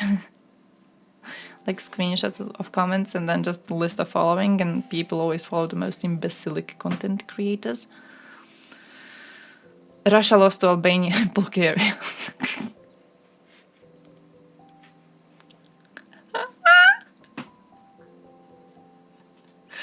Russia lost to fucking Albania.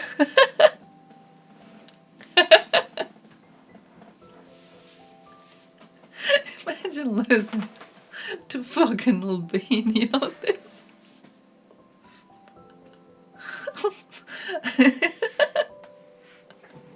Thank you, Albania. Fucking deserve. Our Serbs crying their eyes out right now. True, actually, people are pissed off about the amount of votes. Yeah, that's true. Who are these 83? I wanna see. I wanna see. But, my man, I'm telling Dua Lipa, what you gonna tell her? Hey, there's this person from Balkan making fun of Albania. She's gonna be like, of course. Of course.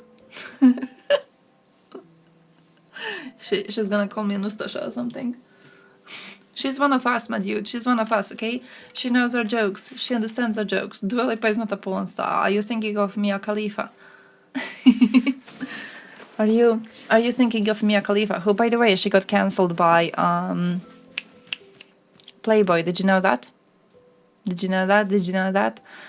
She got cancelled by Playboy. Guess why? It's because she supported Hamas. Don't follow Playboy. The disabled dysfunction. Which one? Following list? Oh no. Oh no, it's actually gone.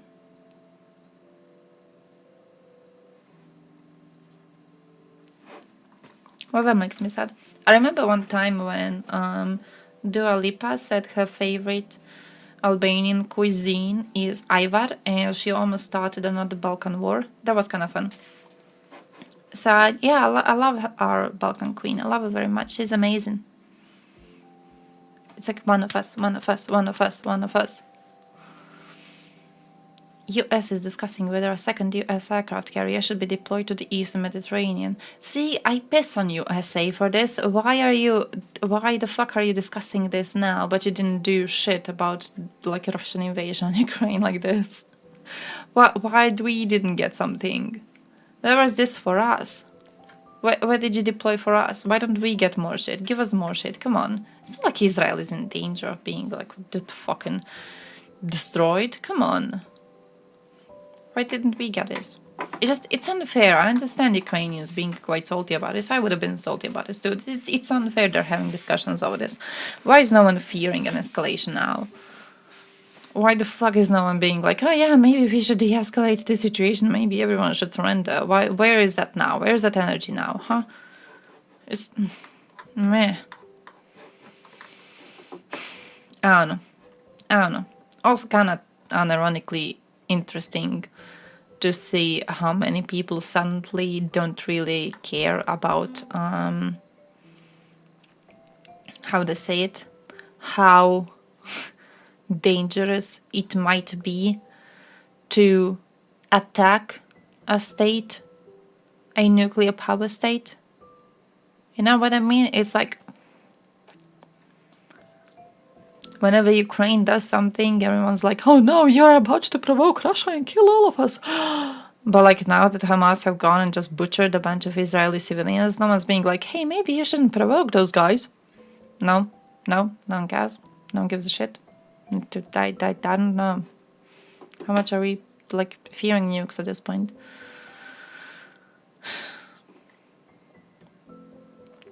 If Iran gets clapped, it will mean less support for Russia. Oh, yeah, that's true. That's true. Ukraine shouldn't provoke a nuclear power and just surrender. True. Try to tell something like that to a Palestinian supporter. Try walking to a Palestinian supporter and be like, hey, maybe Palestine shouldn't be provoking a nuclear power. Maybe you should just surrender. Like, let's see. See how quickly you get beaten the fuck up. 0% chance Israel would have a nuke Gaza. I think there's a 0% chance of a nuke being used in both of these situations. But I would... I would see Israel as a bit more of a rational player, if that is what you are getting at. I could see that.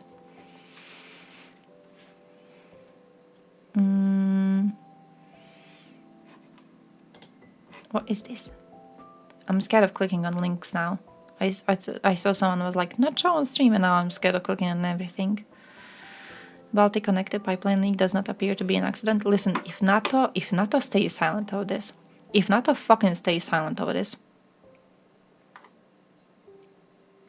you're going to see a war in Balkans. I'm not even joking. If NATO stays silent over this, if NATO does nothing over this, if NATO tries to cover it up, you're going to see Serbia attacking Kosovo in about a month. No fucking question. No fucking question over this. Okay, we have done a lot of pussy things so far. This might be the pussiest goddamn thing we do. They could nuke Iran just for giggles. That too. No, not already silent, but yeah, maybe. I don't know.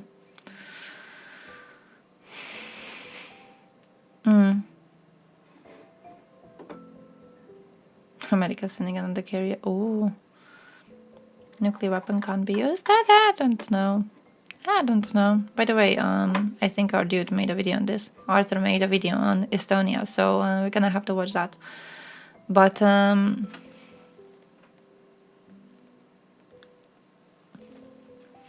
don't know, man. NATO sends a ship or two to keep an eye out, and that is that. I want to see USA get here, balls deep, wipe out Russian invaders on sight. I genuinely, at this point, the only thing that would make me in any sort of a way pleased with their response is just them wiping out every single invader on sight. I am pretty sure everything else they're going to be doing is not going to be enough to stop this thing. Yeah, definitely they have to get into Ukraine. They have to stop this. Missing 5 minutes of it? Oh, damn. They got something out? Hello, my friend. It's gonna be like 3 minutes before Twitter figures out what was cut out. So, I would love to see that. Loving the pause, by the way. It's literally ish. You did watch it? Do you remember a part that was missing? The face when he bombs. Bombing of Belgrade. How sad does it make you? Guys, how sad does it make you? Okay, listen to me real close right now. I'm going to break your heart right now. How sad does it make you to have to acknowledge the fact that 1999 bombing of Belgrade was likely the last bombing of Belgrade that we will ever get to witness as a society, because NATO has turned into a pussy now? Come on, they're gonna go into Kosovo now, they're gonna go invade Kosovo. You know what NATO's gonna do? NATO is going to be like, Kosovo, maybe you shouldn't provoke Serbia. You know, Serbia has a shit-ass weird president and he's going to be annoying everyone. So maybe you shouldn't go too far and provoke Serbia. Maybe you should just give up. You're going to push them into doing this. You know, no one's gonna bomb Belgrade again. One tear just rolls down my cheek every time I think about it. I thought I would see at least one more. I thought I would see at least one when I'm, actually grown up and able to experience the joy of it. But no. Croatia gonna do it. Maybe that. We're gonna do it in 2050 for all of the shit that they're about to do now. That's going to be a good thing. She looks like my ex. My man, you and me, we should go to a therapist together probably.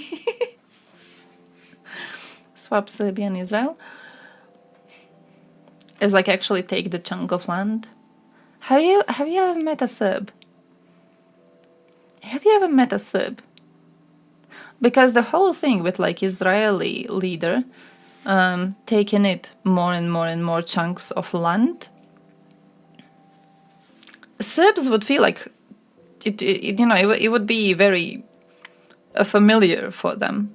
I feel unironically you could take like Serbs, you could chunk them into Israel. They would be like, what are we doing here? And Israelis would be like, we're taking land, we're doing an invasion. And Serbs would be like, yeah, okay, I like doing this. We're making greater Israel. Od Tokyo do Milwaukee. Like seaside. Somebody has it, somebody Serb. Cruel. $1.4 million for the Pritola Fund for 100 long-range UAVs. Holy shit! Nice. Nice. I hope they get more. What was the goal? 4.6 million? Shit. Nice. Only 3 million more?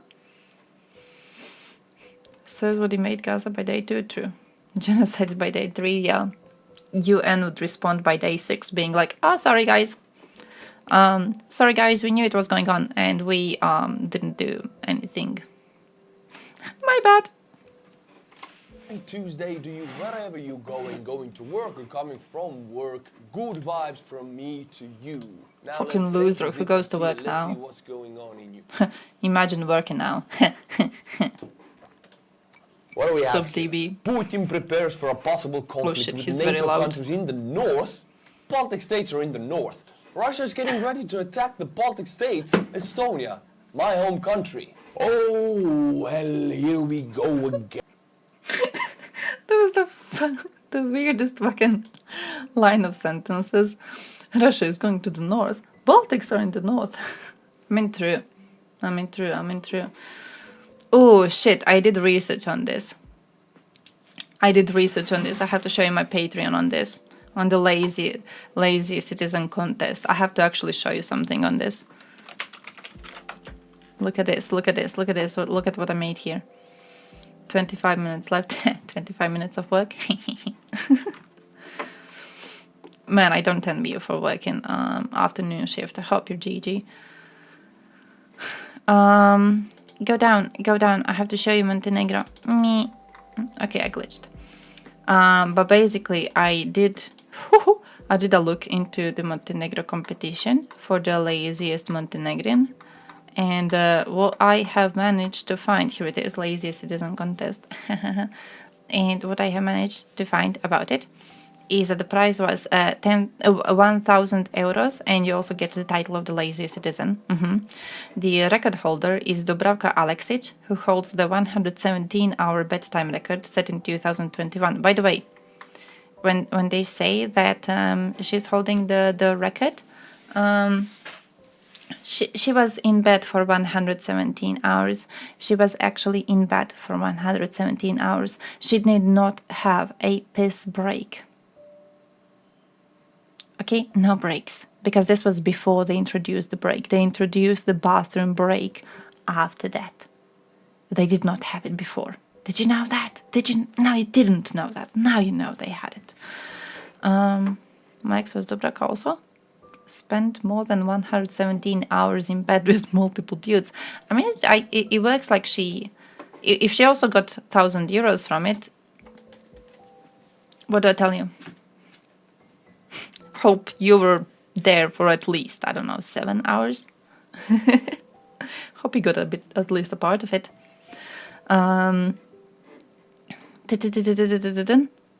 They also have this one, Milka, so it's basically like a bunch of people. But listen, what I wanted to show you is the last person who won. Here he is, Žarko Pejanović. Is this some random ass dude who won last year, who was then angry because the local newspapers wrote commented on him. They called him a Jabal Barosh. Basically like a person who doesn't work. Jabal Barosh. So then he broke into the editorial office of the daily newspaper, which published that story about him, and he physically attacked the employees, which surprisingly, required quite a lot of effort and also moving around and also being awake. Not really common for a Montenegro person. So I am surprised about this. I'm thinking he might be a CIA spy or some shit. But also then I did a look into how Montenegrins feel about the lazy stereotype. They usually just embrace it. They have used the stereotype as a little tourist thing. So if you go into Montenegro, you have, stereotypical Montenegrin laziness being mocked in their souvenirs. The Montenegrin working day, and it's just like a dude sleeping and stuff like that. So they're kind of using it to, push a bit more. And I like that. I think they're really, really cool. I think they're amazing.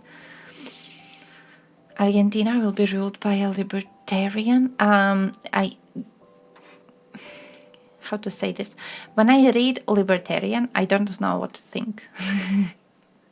So when you say libertarian, are we talking about a normal person? Are we talking about someone normal? Are we not talking about someone normal? Some Ukrainians were angry because of it. Because of the Montenegrin competition? Why? Why were Ukrainians angry? Why? You couldn't participate? You couldn't be a part of it? You would lose. It's Montenegrins. You would lose. Montenegrins are like genetically superior in this. Again, my friends, there's something I have to do before I can go on with this video. I'll be right back. But before we get to that news, Russia commenced another big armored assault near Marinka, which is near the Donetsk city. And they talk about the age of consent laws usually. Let's take a look on them. You see, Marinka has been under siege. The fighting has been inside.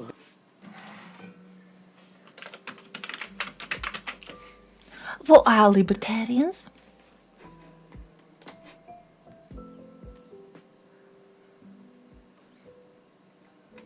Liberty, autonomy, political freedom, minimizes states' encroachment and violations of individual liberties.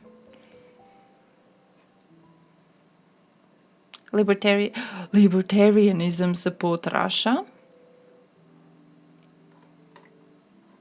Giga USA branded ideology. Oh great, ain't that like any USA political ideology? 50-50 libertarians, 50-50. Okay, contemporary libertarian organizations. Okay, what's the biggest one?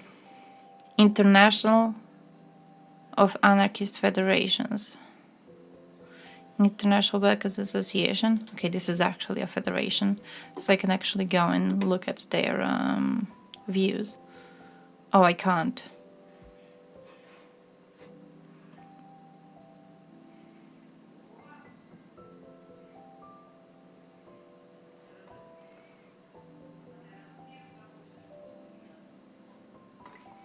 And then there's like a bunch of them. I want to see their views in Russia. I want to see their views in the Russians. What is this? I see x.com and I'm like, how dare you send porn into my stream?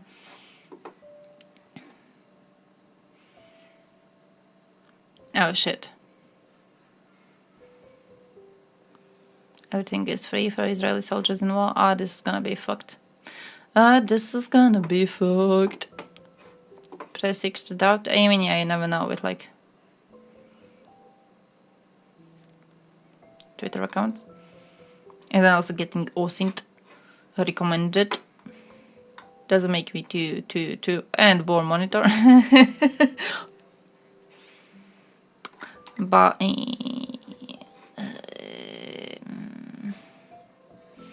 didn't they? Am I mistaken? But didn't they already loosen the rules when they started? Because I was watching Oz reporting on this, and from the start of this, he was like, "Oh yeah, guys, this is like different from everything else that Israel has been doing previously when it comes to responding to Palestinians. This is very, very different from all the other Israeli actions, and we are going to see them like actually likely making Gaza into a parking lot.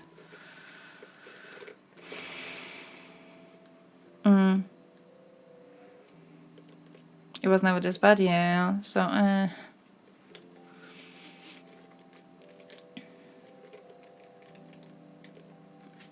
but libertarianism is a relatively new ideology.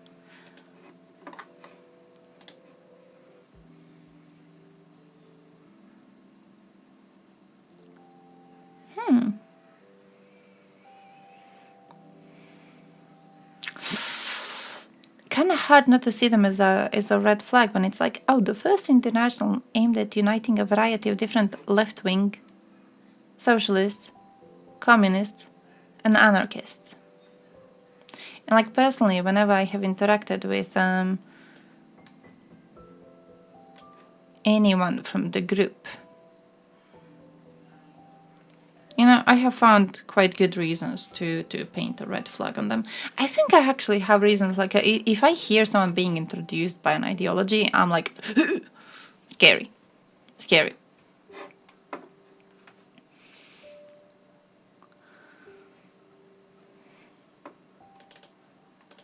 Isama, what is that? That is the one you support, right?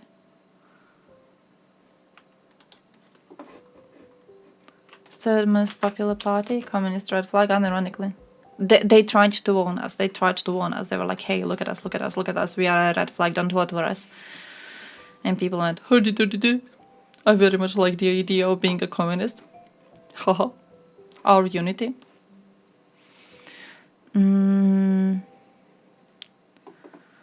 Center-right or right-wing? Okay.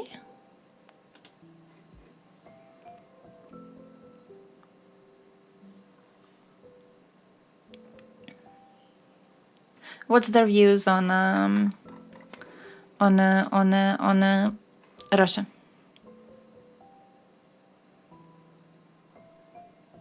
Like, do we know their views? Do we know what their opinions?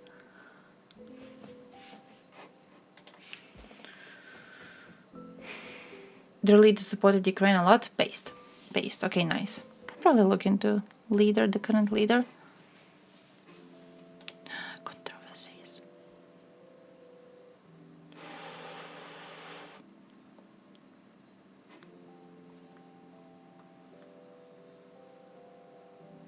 False peace is prelude to new wars.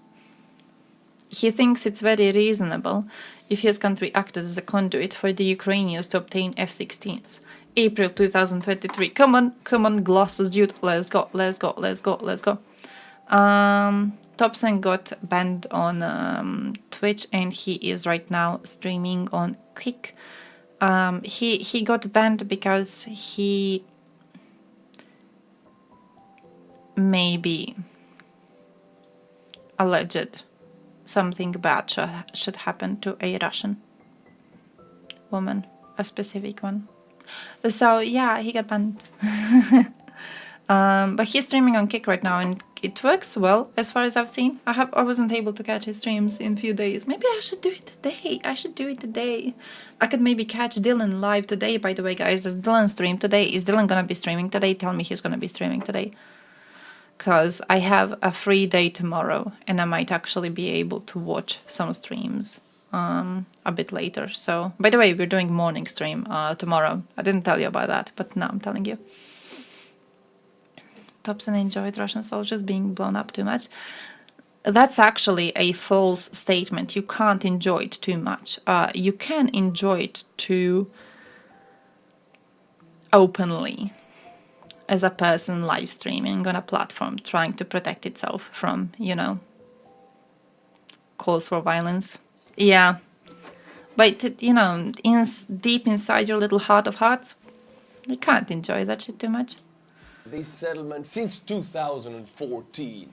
front line has not moved for almost 10 years here, and Russia is still trying. This is their most recent attempt, and we see 4 armored vehicles. I know for a fact that 2 of them were T-72s, one of them was an armored personnel carrier, and the last one, How do you I know don't that, you loser? This is a drone footage, and this is the next segment of it, and the first tank, as you can see, has already been hit with something, and it's leaking burning fuel. As you can see, this trail behind it. Let's say the tank got diarrhea because it got frightened Is this a tank? from the Ukrainian anti-tank guided missile. But that's not it. You know, the tank's diarrhea is pretty flammable, and this is all very dry hay next to it. And in the next photo, we can see the outcome of explosive flammable diarrhea plus dry hay. As you can see, the Russian diarrhea has spread it, taking everything which is dry and flammable under it, everything burned black.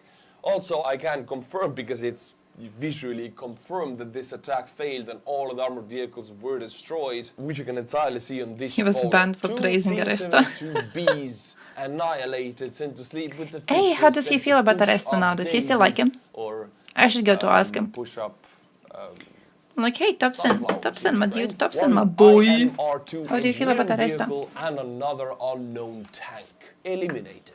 For the last 10 years, Russia has tried in this village of Marinka, and they still have Do you think his not view been changed? occupied fully. Now, my friends, Poroshenko? there's so much evidence connecting the war in Israel to I'll the be war like, hey, in Topson, Ukraine I that came here cannot to talk about ignore. The Poroshenko. Russian connection is I'm a all big over fan. the Russian handwriting. Well, the most I'm a big fan. I dramatic hear information that has he was an come out. amazing, Well, actually, amazing, it hasn't amazing come leader. out. It's fabrication from the Russian wanna talk about him a propaganda bit machine, more? But Hamas and Russian media channels Wish I and could write it Iran in, like, has been bad Russian, sharing too. information that Hamas Do you know, is hit using all the weak Western spots. weapons in their attack against Israel. Hamas claimed in this video, actually, you can hear Hamas fighter thanking Ukraine for selling their Western weapons to their Hamas fighters to be used against attack against Israel. Now, this information is shared all over Russian media. Hamas is sharing this, Iran is sharing this, and now the Western media is Oh, picking he's okay, this he's up okay. for clickbait. They wouldn't dare I'm to here touch tell you Topson. that this is unfortunately They a very wouldn't cleverly dare executed Russian touch information Topson. operation. Because you see, if the mainstream media picks up this info up, that Ukrainian corruption is so big that they sold the His Western apartment weapons probably to has enough Hamas those fighters in the ratios to black like market. feed This an would entire demotivate military. anybody in the West If to send Topson gets their pissed weapons off and to like Ukraine in joins the future. army, What he's really bringing all the happened loot with is him. The facts on He's the ground bringing is, the yes, streamer Hamas shit. fighters do have Western weapons, and they do have gotten them from Ukraine, but not from Ukraine as a country, but from Russia, which captured them from Ukrainian troops and fighters in Ukraine and sent them to Hamas fighters, setting up the ground for this information operation. So these weapons come from the Russian army. They're trophy weapons captured from the Ukrainian soldiers. We have Western machine guns, Western under-barrel 40mm grenade launchers, Western ammunition, and some Western rockets. I've said it before, as bad as Russia is on the battlefield, their information operations and propaganda is unfortunately incredibly effective, and this is one of the examples. It's a genius operation, and I hate it, but this is how it is. Russian army sent these Western weapons captured from Ukraine to Hamas weeks before, if not even months before the attack against Israel. This has been deliberately planned, and the information is shared right now, released to the press in perfect timing. Connecting everything to this Ukrainian corruption problem, which is real. Man's Yes, here to Ukraine throw a has the brick. corruption problem, but not in this level. The European Union and United States have an incredibly heavy control of what happens to the weapons when they reach Ukraine. They have internal control in Ukraine, and so does the Ukrainian country. Zelensky is very Man, that's a harshly troll. reacting to He's like, corruption cases, releasing Guys, did people you see from me positions. doing His a friends troll? are not high positions or low. If they get busted with corruption, that Guys, level, let's they see will if be he falls for released. it. Ukraine is very heavily fighting against corruption. Yes, it is an issue. But the way Russian side, Russian Infowop is portraying this, it's out of this world. It's a fabrication. It's a fake. I have to say, an incredibly brilliant and effective fake, but it's propaganda. It's not real. Before we move on, the most recent news in Israel is that the IDF has liberated all of the settlements that the Hamas fighters occupied near the Gaza Strip. And now the IDF is massing troops and armor near the Gaza's borders, getting ready for the ground invasion against the Gaza Strip. Man. Airstrikes from the IDF Air Force have been active for 2 full days, leveling entire apartment buildings. Israel is reacting incredibly strongly, and by the look of such harsh reactions, this conflict will not last in this phase for very long. Now let's go back What to do you mean Ukraine, not a my tank? friends. It's a tank. We have news from the 3rd Assault Brigade, the very same brigade actually I visited Liars. in Kiev. I visited their headquarters Liars. and saw how the troops were training. Tank, The all of it. recruits, some This of them tank. have been there only for 3 days.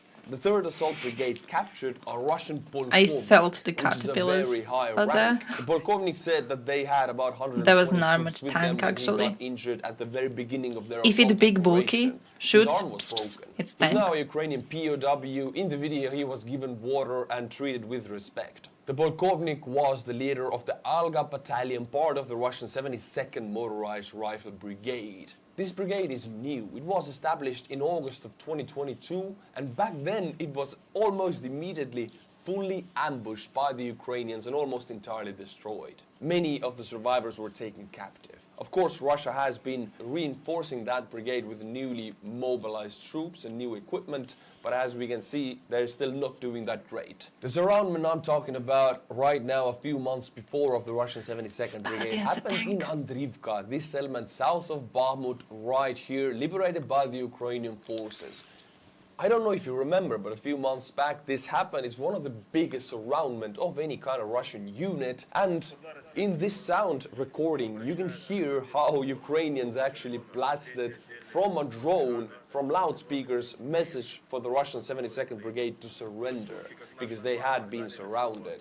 It's very eerie and reminds me of these Second World War German and Russian loudspeakers used in any kind of the cities for the other side to surrender. They were saying that, come to our side, surrender, you will be fed and we will send you home by Christmas, which is of course false. In this Ukrainian case though, they just offered food and safe treatment according to Geneva Convention. And a lot of the Russian fighters in the 72nd Brigade accepted that surrender and gave Top themselves secret in, new actually. artillery Now, my shells. friends, we get to the news They have about the rockets in them. International Study of War. Their report 2 I days wish. ago stated that Russia is getting ready. I wish, Putin I is wish. getting ready to attack the Baltic states, of which Estonia is also part of my country. Recently, Putin gave an order to each geography reform the lesson, my Leningrad dude. military district. In the mid-2000s, the military reforms in Russia took place, and then the Leningrad military district was connected to the Moscow military district because Finland Way back cheaper then than was HIMARS. not really a threat. They did not need 2 separate districts. We to need support the something. Northern Army Group. We actually But need now, everything since as soon as Finland possible. joined NATO, they have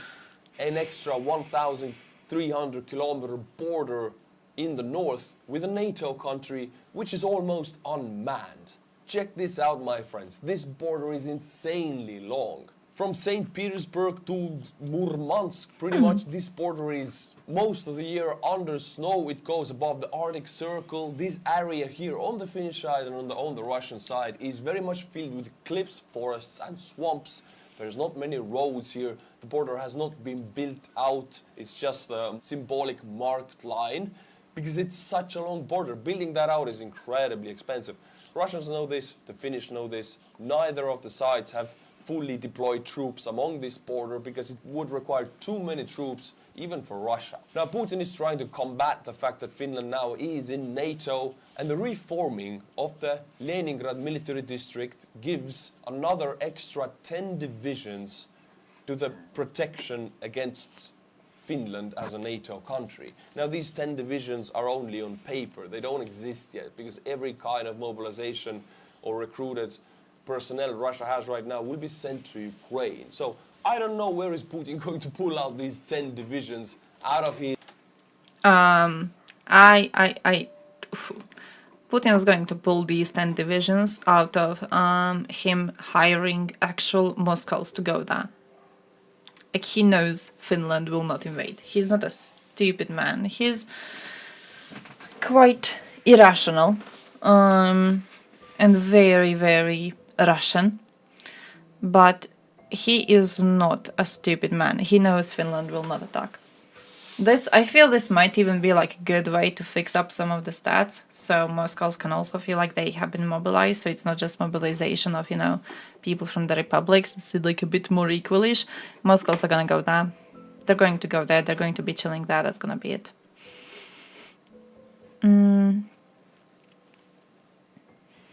They need a special barrel for that. Normal one can go 20 to 30 miles, but it is guided. Oh, 30k might be enough to take one Baltic country. Then you're dealing with the unpredictability of NATO, which might be the problem. As much as I mistrust NATO, and I don't think NATO would have a good, strong response as needed if we get invaded, I don't think it's fully certain NATO would not have a good response, you know? Like, I can make guesses, and it's not like my existence depends on a guess. So I can make a guess, you know, by looking at what NATO has been doing so far when it comes to their responses, and I can be disappointed. But when it comes to actual NATO countries, I feel they would be much less likely to want to surrender any NATO member country to Russia, because then the entire alliance is losing its point. Maybe they would actually be forced to join the war. Maybe they would actually be forced to defend one of them. Slow as NATO would not bother to liberate if 90% of people are dead. Yeah, but like if you allow them to do the genocide and keep the land, then they will continue doing it. And NATO is going to remain slow. So it's like what? They can get the former USSR basically, I believe. Not really former Yugoslavia, that would be a bit too close, but former USSR, they would definitely get.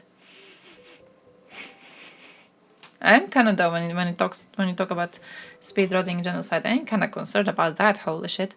Like, this was one of the first villages that got invaded by Serbs back in 1990s.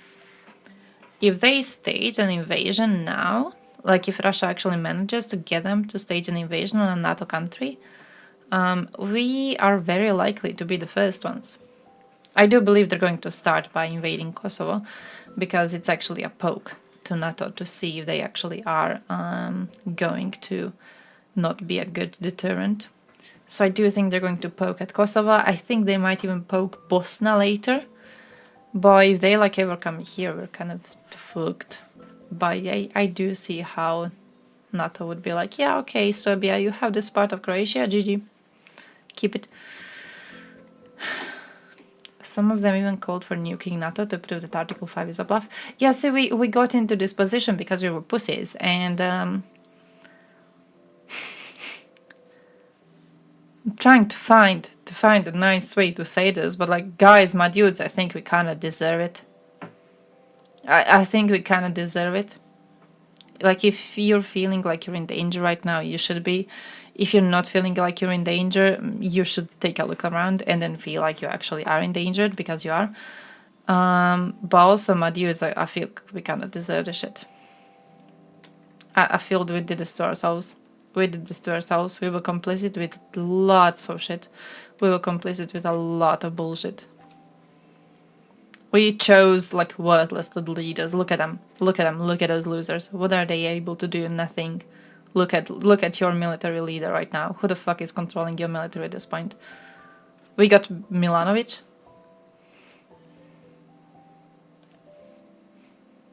We're not gonna be GG. We're not gonna be GG. Not the leaders are fucking pussies. I think currently the only country I'm kind of having hope in is Germany, and that's if they manage to get rid of Scholz.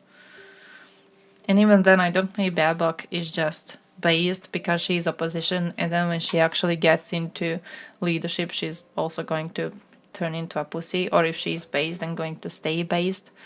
You know how it is when like opposition has really, really strong views, really, really good views, but then they get into power and they have to actually do something. And then their actions are always weaker than what their first views were. I'm kind of, I don't know, I think we allowed ourselves to get too cozy. If Russia nukes NATO, US would nuke Russia. Could be how the world ends. I don't really think there's gonna be a nuke, personally. I don't think there's gonna be a nuke. I don't think it's in anyone's interest to use a nuke. But I do think Russia would attack a NATO member if they manage to test NATO beforehand, and if NATO proves to be sufficiently cowardly. It may not happen with Russia attacking overall. Again, like, I believe that drones entering Romanian airspace were a very, very clear test of NATO policies regarding, and NATO policy was to try and hide it as much as possible. So I think that was a big test for NATO, and I think we failed the test of NATO. And I think now soon we are going to be able to see another NATO test, which is going to be Serbia invading Kosovo, and I'm very, very interested in how NATO is going to respond, because if we again don't respond properly, if we again do the cowardly thing, my guy, you're getting fucked. We're all getting fucked. It will never be a big military power to scare off Russia and Serbia. Why not? But I see it. Yeah, because of history, yeah. I remember someone made a comment recently how, like, in Germany, when they say never again, they don't mean never again as like, we will never again allow a genocide. They mean never again as like, we will never again go and join a war. We will stay out of them forever. I believe that Romania hiding the drones and then NATO not doing anything about the fact that drones have hit Romanian territory, I believe it's basically NATO hiding the drones. It's like Romania is a part. Romania should be protected by NATO. It isn't. Whether it is, isn't, I don't even know. I understand this wasn't like a full invasion onto their territory. I still think NATO should have strongly responded, because a member country is, you know, having its airspace breached by foreign aircraft. NATO should have responded. NATO basically did nothing about it. Romania did nothing about it, hiding it beforehand. It was a choice. Yeah, in Poland too. It was a choice. It was a choice to hide it all. Now with Finland and Estonia and the pipeline being cut, I genuinely believe that is not going to be commented on either. Then we are going to see Serbian invasion of Kosovo coming. You are going to see one of these steps is going to be the Serbian invasion of Kosovo, and that is going to be a huge, huge test, because back in 1999, Serbia got bombed for it. Now, I don't believe it's going to get bombed for it, regardless of what they do, regardless of how many troops they send. Nothing's going to happen about that. And then one of the tests is going to be a complete fucking invasion on a NATO member.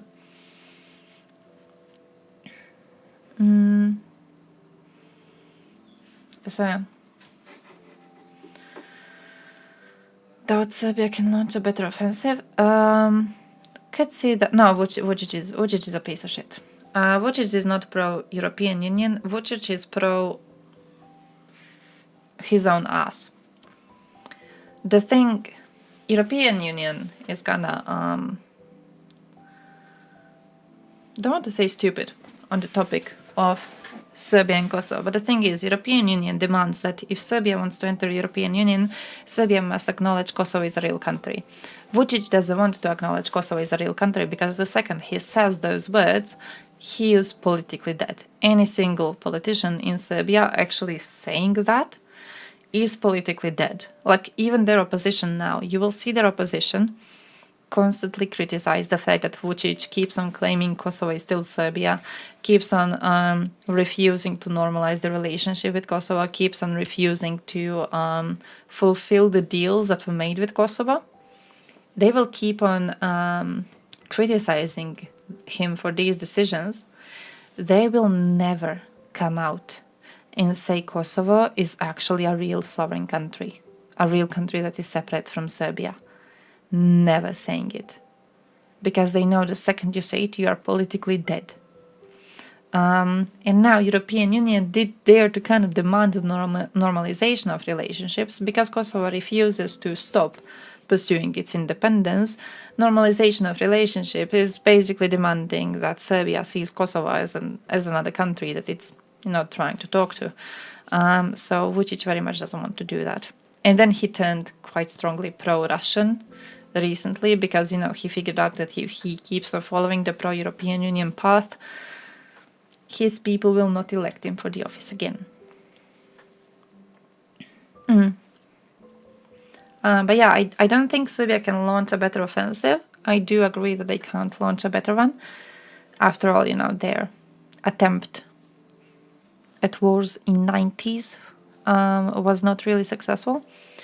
So I don't believe they can do it more successfully. I don't believe they can do it more, effectively. I do believe they will invade Kosovo regardless. I believe they're going to try it anyways. I believe they're going to try it because it is going to be a part of the tactic to poke NATO and to see where they are weak. Because again, if NATO doesn't respond, if NATO does nothing, NATO will basically be proving it is weaker now than it was in the 90s. And the only reason Serbia is not trying to build on a greater Serbia idea in Balkans right now is because Serbia fears the NATO of 90s.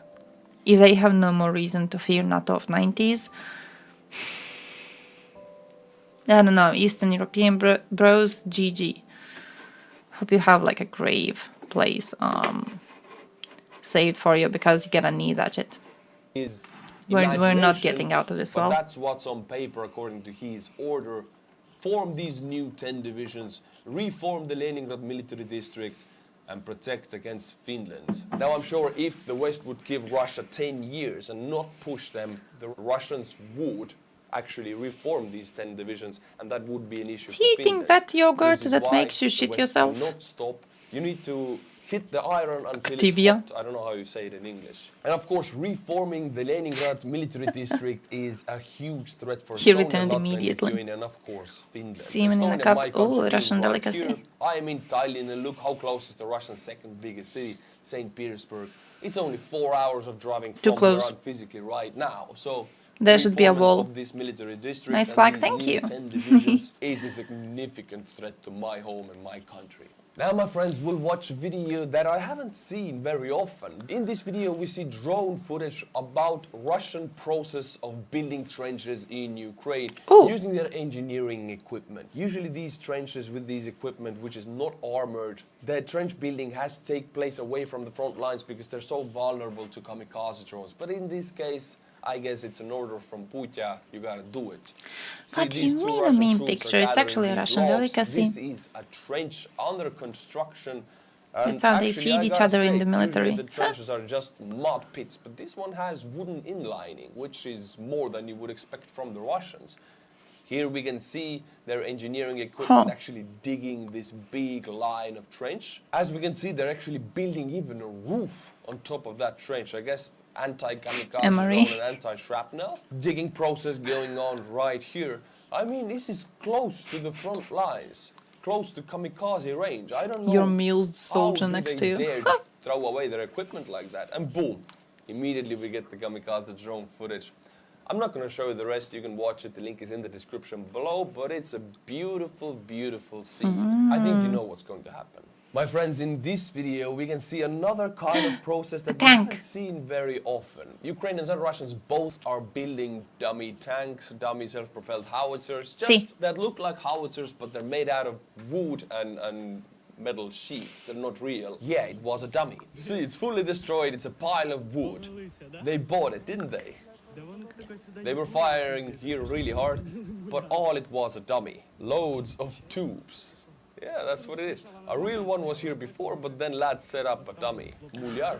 And the Russian keep shelling this. So this is gunpowder, by the way. The thing is building that dummy takes what, $5,000, maybe less, 2,500. You can build that in a day. It's just sheets of metal and some plywood, and boom, you have yourself a self-propelled howitzer A which is DRA empty King. inside.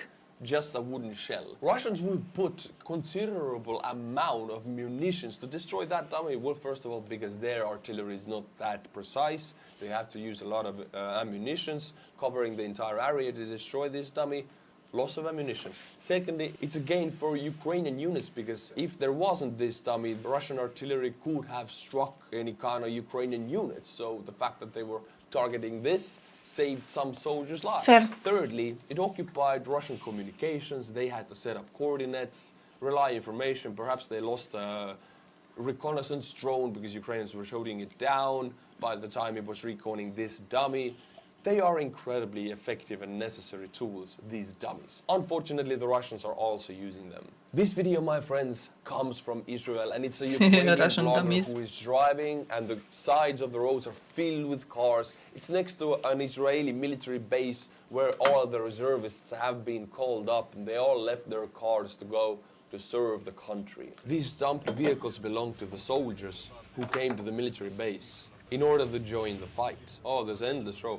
They all came during the night and day to the base and dumped their vehicles. Oh my God, there's so many of them. Jumped into military vehicle and left to the front line. This is just one military base. I'll be passing the Hatzor airfield to have a look. Israel has, by the reports, What called the up to serve fuck? about 300,000 reservists, which is almost their entire capacity. Well, they do have more, but I doubt they will need more. This is already a personnel superiority. Israel already has a weapons and firepower superiority. They definitely have an air superiority. SupDB, how's This is all life? they will need. And also in Israel, it's a rite of passage, a thing of honor of the family, a duty towards one country everybody serves. Even the women go through the conscription service. By the way, this is So based. calling up the reservists. This is base. This is base. We should have women serving in the military too. This is fucking base. This is a great thing. Like if everyone gets to serve, women get to serve too. I would love to see that here. Israel is not like calling up the reservists in Russia, where people are burning down the enlistment offices.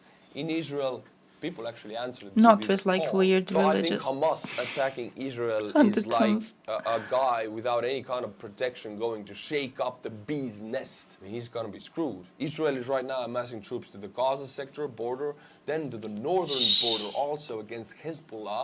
They're getting ready for everything and anything anybody has to offer against Pick up a them. gun. Now, my I don't friends, we know watched how- a bizarre Russian media publication. That's why I about would love to Putin be, doing you know, something very pointless. The thing is, given these reports are getting time more and in more official similar military North to learn Korean how. reports about Kim Yeah, I know Jong-un how to when do he shit. My mother goes to always the talks about bathroom how and the when media is like, "Oh, he went to the bathroom and he the war flushed." started here, Yay, they got like great emergency leader. training Same with immediately, Putin. I mean, and then they would guy be is not called doing to the front anything, as and let's needed, see how the right? media She carefully wasn't, examined the room, but looked into one the of my bathroom, other shut the relatives, she door, had and to go, and she switched was the like a light field off nurse or in something. an energy-saving manner. But immediately you would So get Putin training, went and you out would of get his like the apartment, basics checked of into how the to use a gun. wardrobe, and then switched off the Just so light. you The know, thing that any human just so in being would case do, but something when Putin happens, does it, it's saving the planet. It's you an know how to energy-saving defend yourself. manner. Oh, the great leader is switching off the lights. What a good guy. This is a bunch of yes men around Putin. The whole propaganda is a yes man for Putin. He switches off the lights and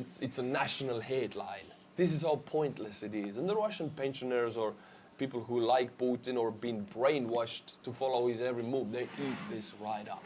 Did you hear about this? Our great commander and leader, supreme leader, today switched off the light in an energy-saving manner. Oh my God!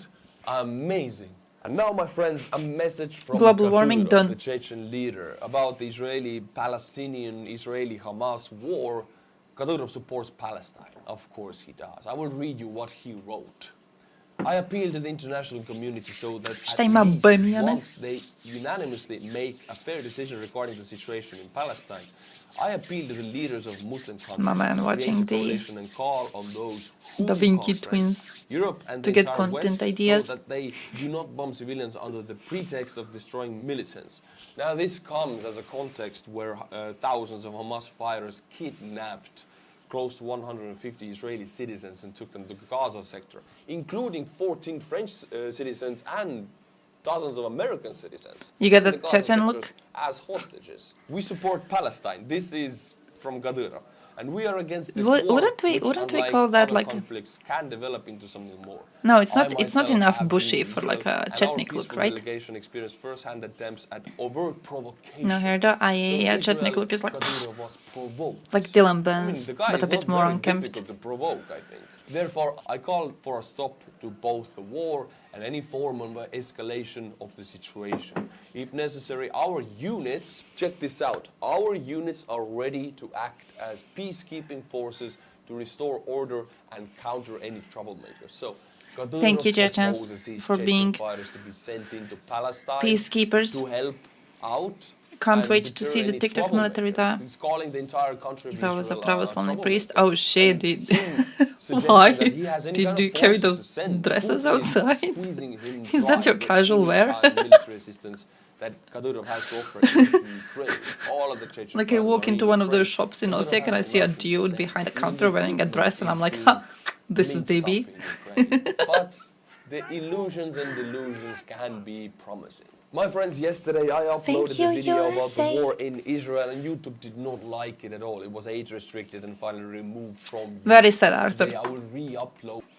Very, very sad. Very sad that YouTube did not like your videos. It happens, what do I tell you? You were asking, your own praise was like, hey, do we work together? you wanna hold a baby for a while? Bro, can you imagine like a christening in a Catholic church and then like the Orthodox priest is the one doing the photography at it? It's like you're a spy there. It's like you're CIA, but worse.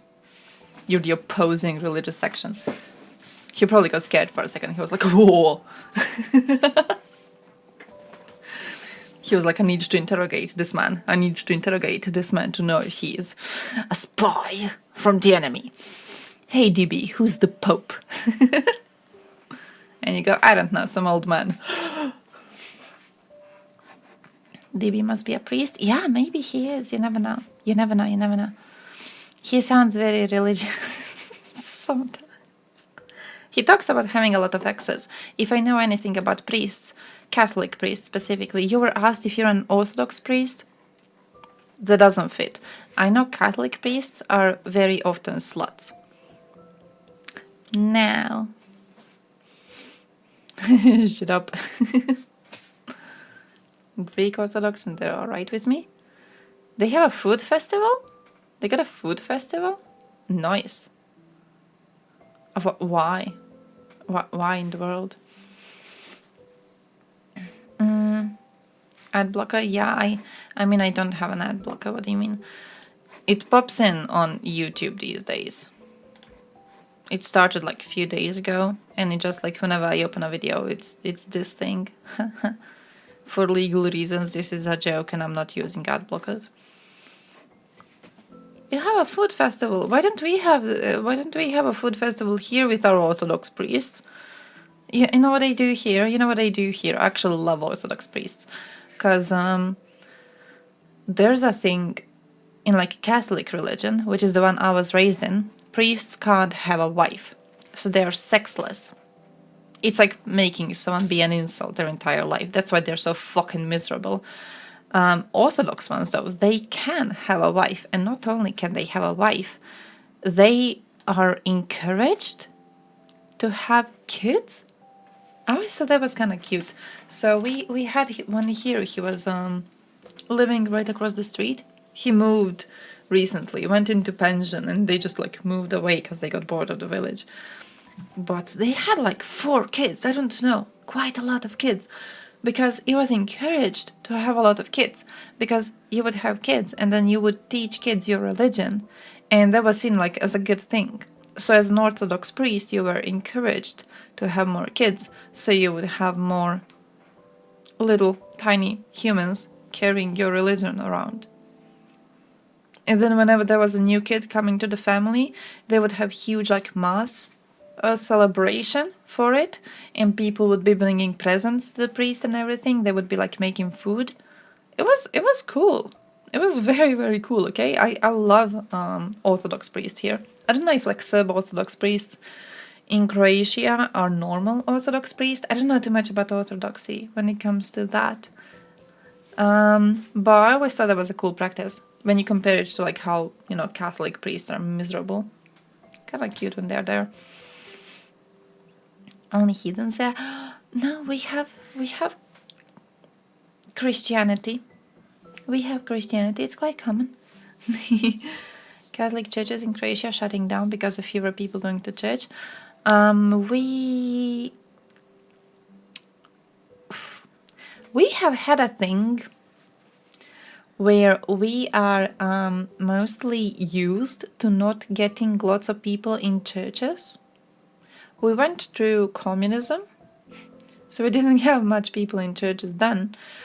And then after the war, we had like a little bit of a rise, and now the churches are again empty. But they were like, you know, they're how do I say this? It is expected that the church is empty. It is kind of expected, especially in villages. It is kind of expected that the church is empty, so we're kind of used to it. Plus, the church doesn't really depend on people going to church and then giving money inside the church.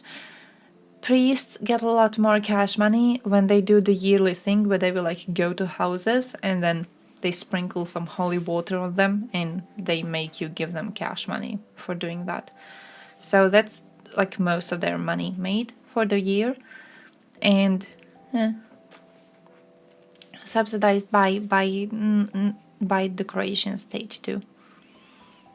We have some deal. I've never really quite understood it. I should look into it. We're supposed to do religion this week, my dudes. We're supposed to do religion this week, which is also like I should probably end the stream soon because I'm starting the stream in the morning anyways. The fuck am I doing here? I should give myself some hours to like do proper research on this. But yeah, something Croatia itself giving them cash money. I know that they are guaranteed a pension in the amount of average pension in the Republic of Croatia. So all the priests, all the nuns are guaranteed a pension, which is going to be in the amount of the average pension here. SBU caught this Russian priest with a choir boy. Ooh. Wait, why? See, I don't understand that. Why an Orthodox priest doing that shit? Can't they marry? They can marry. Why Orthodox priests doing that? You know, when it's Catholicism, at least you're like, okay, your religion is deranged. The rules placed upon you are ridiculous. Of course you're a fucked up person. This entire institution of yours must be banned.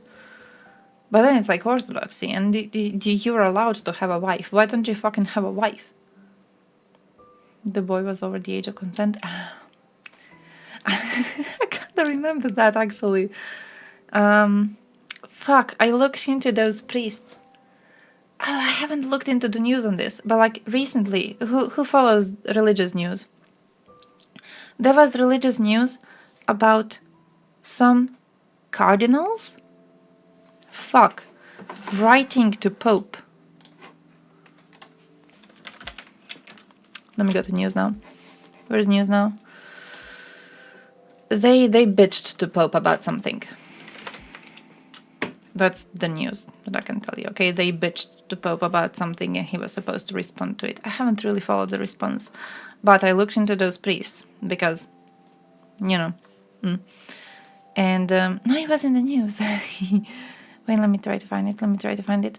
And I looked into the priests who were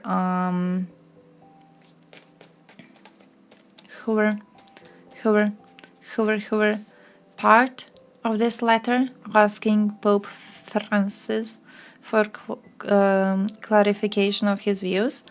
And one of them was actually caught with a choir boy too. And that was genuinely his defense, that the boy in question was not a minor. So it doesn't count as pedophilia.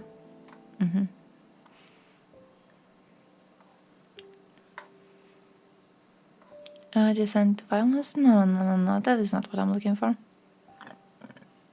But yeah, It was interesting, okay? It was interesting. I know one of them was an American. I don't remember the stupid American's name. Hey, I think I made like a Blue Sky post over this or something. And okay, here it is. Is this Blue Sky?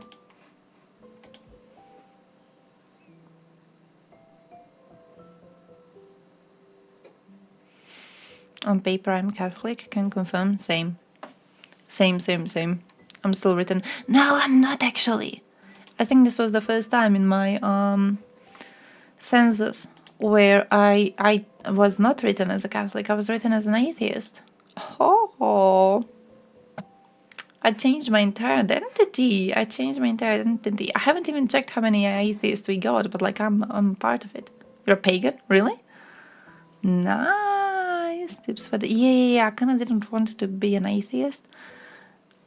I wanted to pick what sounded a bit less cringe, because like technically I am an atheist, but I don't really like using that word. I don't like calling myself that. When I use it, it's like, I'm a lady. Well, actually, I spoke to someone just recently who told me that if I want to understand why they hate all immigrants, I should go and listen to Hitchens talk about how he hates Islam. And I was like, bro, I remember that edgy atheist phase of like high school time. So I'm trying not to call myself that, but yeah. This was one of the dudes who wrote, what was it? Cardinals wrote, criticized the Pope and they challenged him on women and same-sex couples. Now, one of them was some burqa dude from USA, and he actually got substantial monetary gifts from a bishop who resigned following allegations of sexual misconduct. So in the years before he was ousted for alleged sexual harassment and financial abuses, he gave cash gifts totaling $350,000 to fellow clergymen. One of them being the bishop who is trying to criticize the Pope for his views on gay marriage.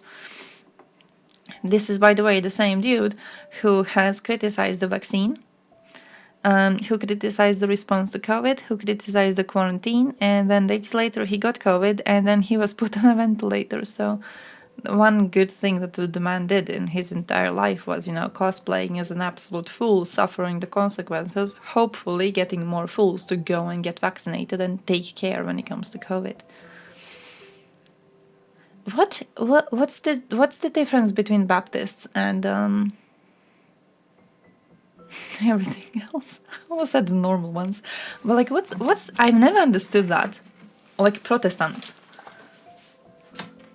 There's Mormons? What's that? Do we all just kind of believe in the same thing? It's just like a different church? Is that all the same thing? Reformation? I know about the Reformation. What confuses me is like why we have separation in churches now, but we all believe basically in the same shit. Because I looked into USA religion at one point, and I found a whole list of like their religions. They have more, but when you look into what these religions believe in, what they preach, it's like it's all the same shit. It's all the same shit. There's no, it's not like they have a big difference. I remember one of them was like focusing on Virgin Mary. That was like the biggest difference I was able to find. One of them was basically the same shit, but like focusing on Virgin Mary specifically. But all of the other ones, it's like you just did the same thing. Like I could probably, if I was still religious, I could probably talk to a, I don't know, Protestant on religious views, and we would be GG with each other because we believe the same shit, don't we? Yeah, Lutherans too. Isn't that the same shit too? Isn't it all the same? Aren't we all the same? Why do we have so many different ones? Why do I have to remember all of them? They all run their own little religious kingdoms and nobody's gonna give up their slice. Oh yeah, okay. I could see that. Like they're getting cash money from the followers, and then if we were to form one church of all the people who believe the same shit, then you would be less cash money for specific people. Could see that. This is what I also found on the priest. This is actually my favorite part of it. He decried radical feminism, and he specifically criticized the introduction of female altar servers as an unwelcome sign of feminization of the church. And also, he said it's disincentive to boys to serve at the altar. The introduction of girl servers led many boys to abandon altar service, he says. Young boys don't want to do things with girls, it's just natural. The girls were also very good at altar service, so many boys drifted away over time. And then he blamed pedophile priests on radical feminism attacking the church, but then a bit later he goes and he's like, oh, actually, it requires certain manly discipline to serve as an altar boy in service. What do you mean? You just said girls were really good at it and then boys didn't want to do it, but now it requires manly discipline? It didn't require it when girls were really good at it, or are girls just better at manly discipline than boys are?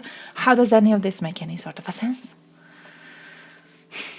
One issue to disagree on, and it makes a whole new sect, because that one issue like baptism makes a difference between heaven and hell. But like when... Wait, what was the difference there? Baptists believe baptism is necessary for salvation. Don't all of them? Like, do Catholics not? Do we not? What's with all those things with like, kids used to be baptized, like you have to baptize a baby like very, very soon after it's born, because if it dies without being baptized, it's gonna go to hell. What do we do? What do we do then? How is it not required? Why is it not required? Is it not required? I'm pretty sure it is required. Isn't that what it means for baptism to be needed for salvation? Do I not know what baptism is? There's something here and I don't know what it is. There's a difference in how butthole different genders feels. Oh shit, like testing it out. I mean, genuinely, like if there are differences where like, oh, this church accepts gay people and this one doesn't, that would make a lot more sense than this shit, which is like we all believe in the same thing. Trying to understand schizo ideas of schizo people. I'm streaming on Twitch. I'm basically surrounded by schizo people. What did I tell you? It's come on.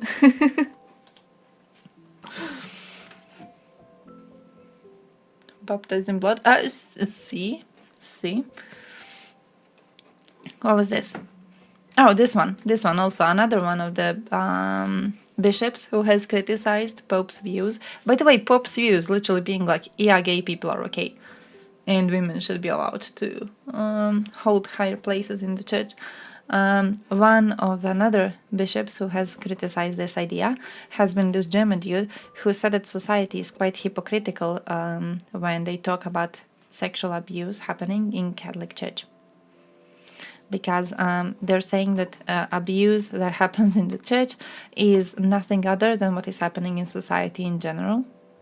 And also that one should not hide the fact 80% of cases of abuse in the church environment affected male young people, not children. Which, like, by the way, just to remind you, coming from the people who will tell you that they have personally been invited by God himself to do this job.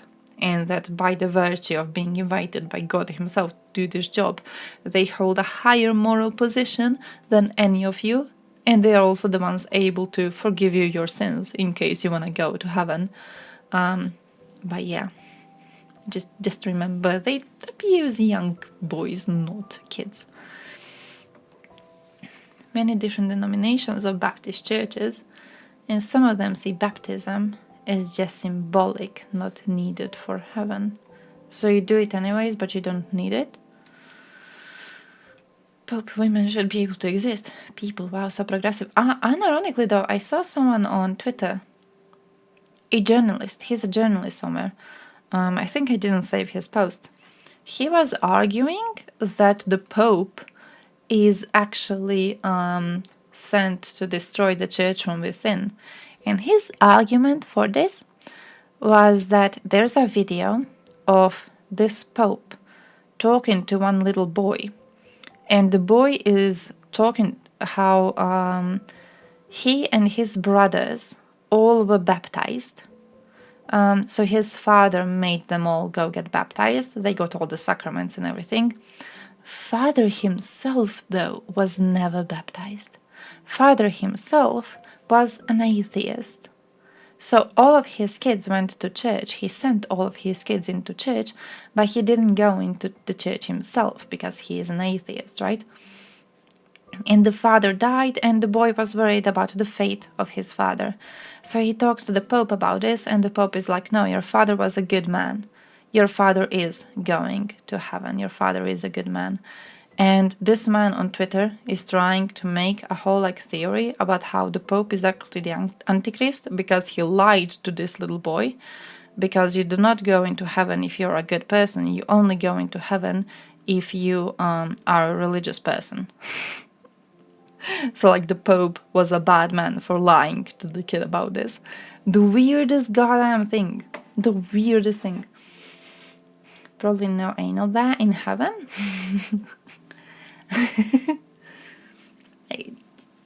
I'm trying to figure out how to ask if they have mandatory health checkups in heaven. I'm just saying, you're there for a very long time. I'm sure your soul, it's existing in some sort of a state, right? Surely.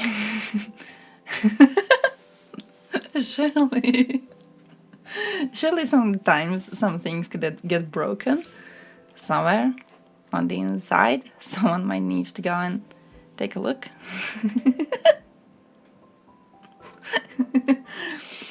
What is this? Discord! Hey, by the way, I didn't tell you this. Got a Discord message recently. Someone invited me into a Croatian gamer girl server. What is this? Presbyterian and Reformed church families? Why so many? What is this? What is this? What is this? Very blurry, very blurry. But why so blurry? Yeah, we'll need to do a gaming stream. We'll need to do a gaming stream, so I can infiltrate them, and then I can do politics debates with them. That's what I'm gonna do. I'm gonna be like, hey, girls, you wanna be playing some League of Legends? Yeah, we wanna play some League of Legends and have casual conversations on stream. Sure. And then we started the stream. And they're like, girl, why are you not in League of Legends section? Why are you in politics? And I go, hey, what's your opinion on communism? No, it's okay. I understand the blurriness. I was interested in figuring out the differences. And I still am. Squad. And killing Ruskies with Krogals. What is this? Oh, see, well, this is way too many of them. Wait. Oh, I have to do it like this. Monotheism. How do I? I'm a fucking boomer, my dude. I'm a fucking boomer. Okay, I don't know how to use these things. You know what I'm interested in? New Age, Protestantism, Judaism. Fuck all of these. Reformed, fuck, I don't care. Wanted to see pantheism. Do you think there's a pantheistic religion? I would love to hear about that. Hey, arrows work, see? That's why I'm a gamer girl. I would have figured it out one day. Quakers? Sounds like people who play Quake. Friends. Sounds like those, when you get a job and the firm is like, oh, we're like family here. That's what it sounds like. Quakers are cool. Sounds concerning to me. Everyone calling themselves your friend when you're not friends yet. No clergy, liturgy, or sacraments. Social ministry emphasis. Pacifist. What did they do with the inner light? Ooh. United Church of Canada. Great, we got one for Canadians. Everything else is like, oh, different beliefs. Oh, evangelical friends, nice. And then it's just Canadians, because Canadians have to be separate from the normal people. Sanctification, a second work. Possibility of a sinless life. Appeal to the poor. Ooh, missionary minded. Emphasizes beauty of worship. Ooh.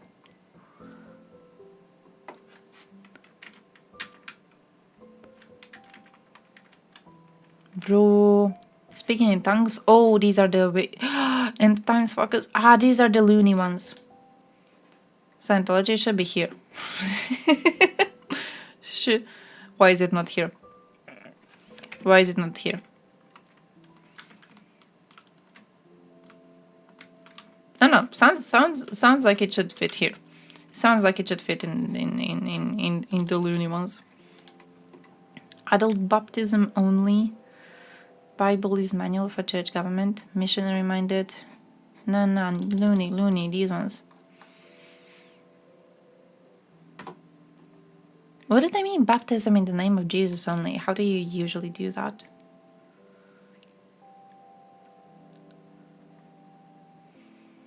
Works of grace? More churches than genders at this point. I probably leave out Tom Cruise. I know, right? Like imagine speaking about religions and there's not just that Tom Cruise face here in the middle. And then you have to figure out where you are compared to Tom Cruise. By the way, I'll have to leave. You can also baptize in Holy Spirit. Father, Jesus, and the Holy Ghost. Why wouldn't you just do all three of them and then with whichever church your child goes into is gonna be correctly baptized? World of Warcraft for normies. Oh shit, yeah, that's kinda. Hey, by the way, listen, remember yesterday when I told you I wanna learn tarot card reading? I learned a great fucking thing today. I found a tarot card nerd in the vicinity. You know what I've learned? They do the thing with elements. The tarot cards are connected to elements, the same elements that you can connect horoscope to. So when you do the reading, you can do more bullshittery if you connect tarot card reading to the person's horoscope. Like, for example, I was trying to learn the golden coin ones. I don't know what's their stupid name, but like it's golden coin cards. And they are connected to the earth, like element. Yeah, it's just as legit as horoscope. Yeah. But like they are connected to the earth element, and you have like specific horoscope signs connected to the earth element too. So when you do the reading, you can actually ask about the person's horoscope too, and then you can connect it into your tarot reading. Now I Crystal Mommy. Oh. No, actually I wanna do it because I wanna know how much I can bullshit. And also there's a woman nearby who's doing like horoscope cards. You know what she does? You know what I'm pretty sure she does? I think she goes online into those. There's a website I found and I'm pretty sure she uses that one. You input your date of birth, your place of birth, and like time and shit like that. And it gives you a whole chart. It's not Chatterbait. But it gives you a chart. It's like a planet looking thing with like all the points which are important to you. What she does is she inputs your information into this free to use website. She then prints it out, adds some little writings on it, signs the paper, charges you 50 euros for it. That's what she does. And I kind of want to do the same. I think I'm just going mad from like working retail, and I want to find another line of work, so I'm gonna be trying to read those cards to see how many stupid people like reading cards. And also it's pretty fun so far, to be honest. She sells drugs and reads people that tarot predictions after and tells them she sees buying more drugs. That would be fucking great. Oh, I see in the next month you're gonna buy more drugs from me, and you're like, yeah, sure, mommy. She actually is rather pretty. I feel that's also why it works. There's a whole name for that, by the way. Barnum effect is the one where you give someone a very vague sentence and they will fall for it, because on average all of us are basically the same trash on the inside, okay? Like, you're a little stupid human, I'm a little stupid human, we're basically the same. But there's the name for another effect, and I forgot the name of it, and it's if you act confident when you tell information to someone, they're going to believe you. It's basically the Twitch streamer effect. That's how I see it. You know how, like, when you go to Hassan's stream, like, imagine being not a chronically online person. Imagine being someone just healthy, right? And you open that Hassan stream, and he's there, and he's looking cool, and he's looking strong, and he's like, yeah, you know, guys, actually Greece and Turkey are having dogfights all the time. You would fall for it. You would fucking fall for it.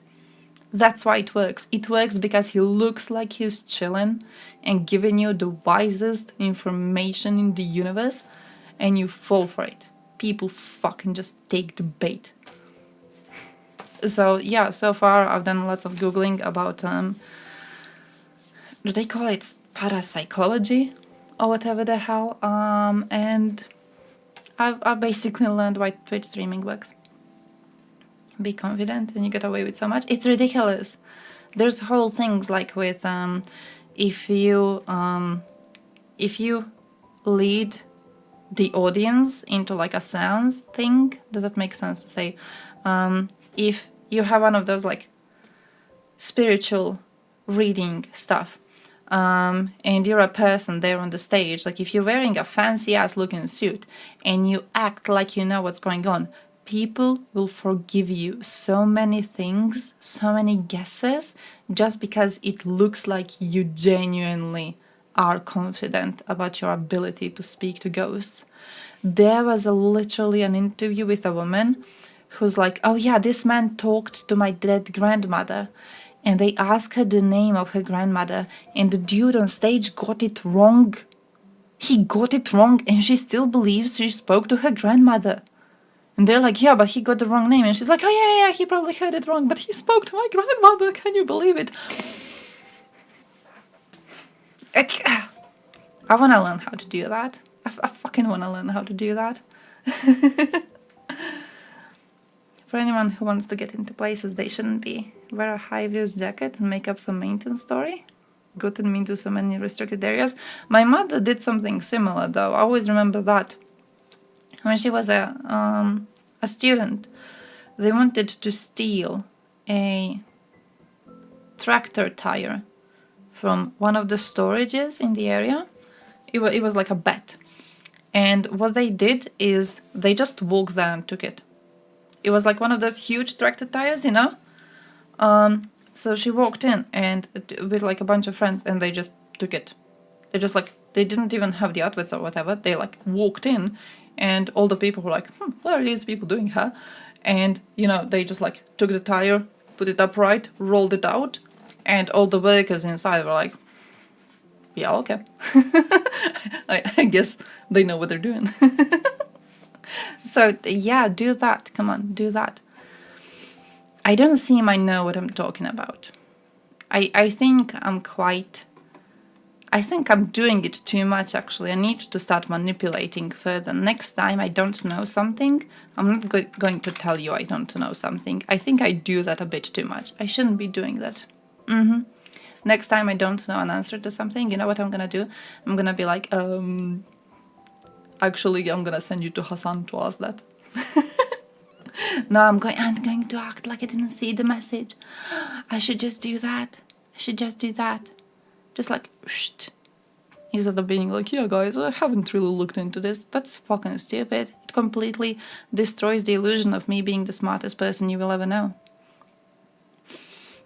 Should be pretty good with manipulation. I'm DB, I have 100x women in my life.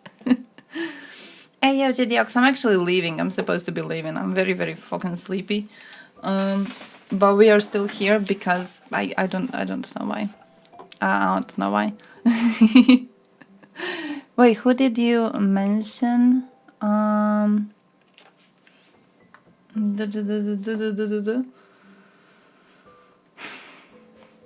Fuck, one church was mentioned and I was like, oh, Plymouth Brethren. What is that? Imagine being part of Brethren though. Do you think they meet and they're like, hey guys, let's talk about how we are brethren. Hey brethren, let's talk about how we are all unable to get laid. Oh, look at them. They actually do something. What's it like to be a Roman? No, I don't think it's weird. I don't think it's weird. I think people go through it. How to say? I think it's normal to go through it once you start reading into what is gender. I had a thing actually. I had a phase. Because like you start learning what gender is, right? And then you learn that gender is a cultural thing mostly, right? And then you're like, do I fit into my culture's view of what my gender is? Or would I fit more into my culture's view of what the other gender is? And then you're like, why my culture's view of gender? Why not someone else's view of gender? How do I fit into those? And overall, I think it's a normal thing to question. I think it's a normal thing to question and to kind of ask about. At the end, I've kind of just figured my solution to it was just to figuring out I don't really give a shit. But if it gets a bit stronger, there's only 2 genders. Okay, true.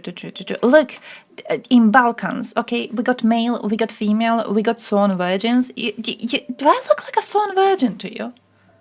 Do I look like a sworn virgin to you? My dude, come on. I would fail as a sworn virgin. I would be out there catching a dick the second day of existence, okay? It wouldn't work. It wouldn't work. I've never really questioned whether I fit into those. What do they do? Believe that the Bible is the only authority for church doctrine and practice. This is bullshit. This is bullshit. Bible is a book of poems. Seeing Bible as the authority on anything is fucking stupid. Bible can't be like, it can't be authority on anything because Bible gives you no answers to anything. It can't be the authority. How would it make sense to go, yeah, Bible is my authority on all the decisions that I'm making? The fuck, Bible, it contradicts itself.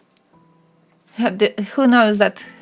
Which one? You're an atheist, bros. You're fucking atheist. You know where this is. You have it bookmarked. Most of you do. What's that cringe-ass website? Which looks into all the parts where Bible contradicts itself. Because I remember that was one, and it was edited in a very atheist way. But it gives you all the links and all the quotes. I know one of them was like, God never gets angry, and then it's like, God got angry. That's the one I remember, because it was the funny one. But it had like all the contradictions specific. So like, how would you make it the authority on anything? It's not authority for itself. Actually, I don't know too much about Jewish communities, to be honest. I know basically nothing about them. I was raised a Christian. So, I was raised Catholic, technically. But I do know more about Christianity. No, Jews, how dare you?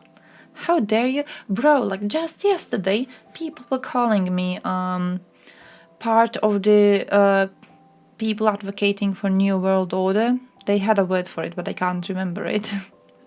Because we had Israeli flag in the stream. And now you're here being like, oh, Vicky is actually anti-Semitic. Y'all have to... A globalist, thank you. Y'all have to figure out where I stand. I need to pick one and just run with it.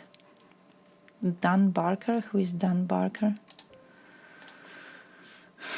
So many ways and reasons to beat people to death with rocks. To be fair, they also have that one story of those two daughters banging their dad while he was asleep. So, you know... Drummer of Blink-182. This one? Wait, what did he do? What did he do? He left Christianity. And then, oh great, Freedom from Religion Foundation. Oh, the Clergy Project. Oh, what is that? Provides peer support to current and former religious leaders who no longer believe in God or other supernatural elements. Bro, it's like trauma. Man, they need to get... Oh, shit. They sit in a circle, you know. It's like those alcoholic meetings. Hello, my name is Bob. I used to be a priest. I stopped believing in God. I can't believe they have religious depression now that you wrote it. I can, because I think I had something similar when I was 12. Maybe they're just going through that. Just a bit older men going through the same thing. It feels kind of empty, you know. The first time you're like, my soul isn't actually going to live after I'm dead. It does create this sense of emptiness that never leaves. So, you know, I could see if you like go through that line of thinking after you're already a grown-up and you build your entire career out of it as a religious preacher, whatever the shit, a priest, and then you have to go through questioning everything, and I see why you would need therapy. Incest plots in the Bible. But it's an authority though. It's an authority on everything. So I guess you join that church and you go bang your relatives. Alcoholics Anonymous, that too. I am 2 days free of religion. Whoa! Man, what's all a free Trudeau? I think I use it a bit too much, that word. I use it interchangeably with like personality. And it makes no sense. I use it. I use it in Croatian too. To bang another person's relatives. What was that religion? This one. The Plymouth Brethren. Okay, Brethren is in the name because you're banging your brethren. It says that the Bible is the only authority for church doctrine and practice, and the Bible has this one really interesting story about two girls banging their father. So you know, if they can do it, you should be able to do it too. I'm just saying holy people and all of that. Not like mine. Another person's relatives. I mean, they're just being normal. They're just being normal. They're just you usually, unless you're a sexless little sad person, usually you will be banging someone else's relatives. Hopefully not your own. Relative, maybe one of them, but you know, depends on how slutty you are. May I bang your relatives? How to say this? Yeah, absolutely. If they're okay, definitely. You can come to our vineyard grape harvesting anytime you want. Seeing clips from this story. I'm actually having to leave. Okay, we're actually doing a stream tomorrow morning. I planned to collect a bunch of stuff on religion for that, so we didn't, because it's like 9 in the evening now. But listen, I'm running away. Okay, go catch Dobson. I think I got the notification that he is live streaming right now.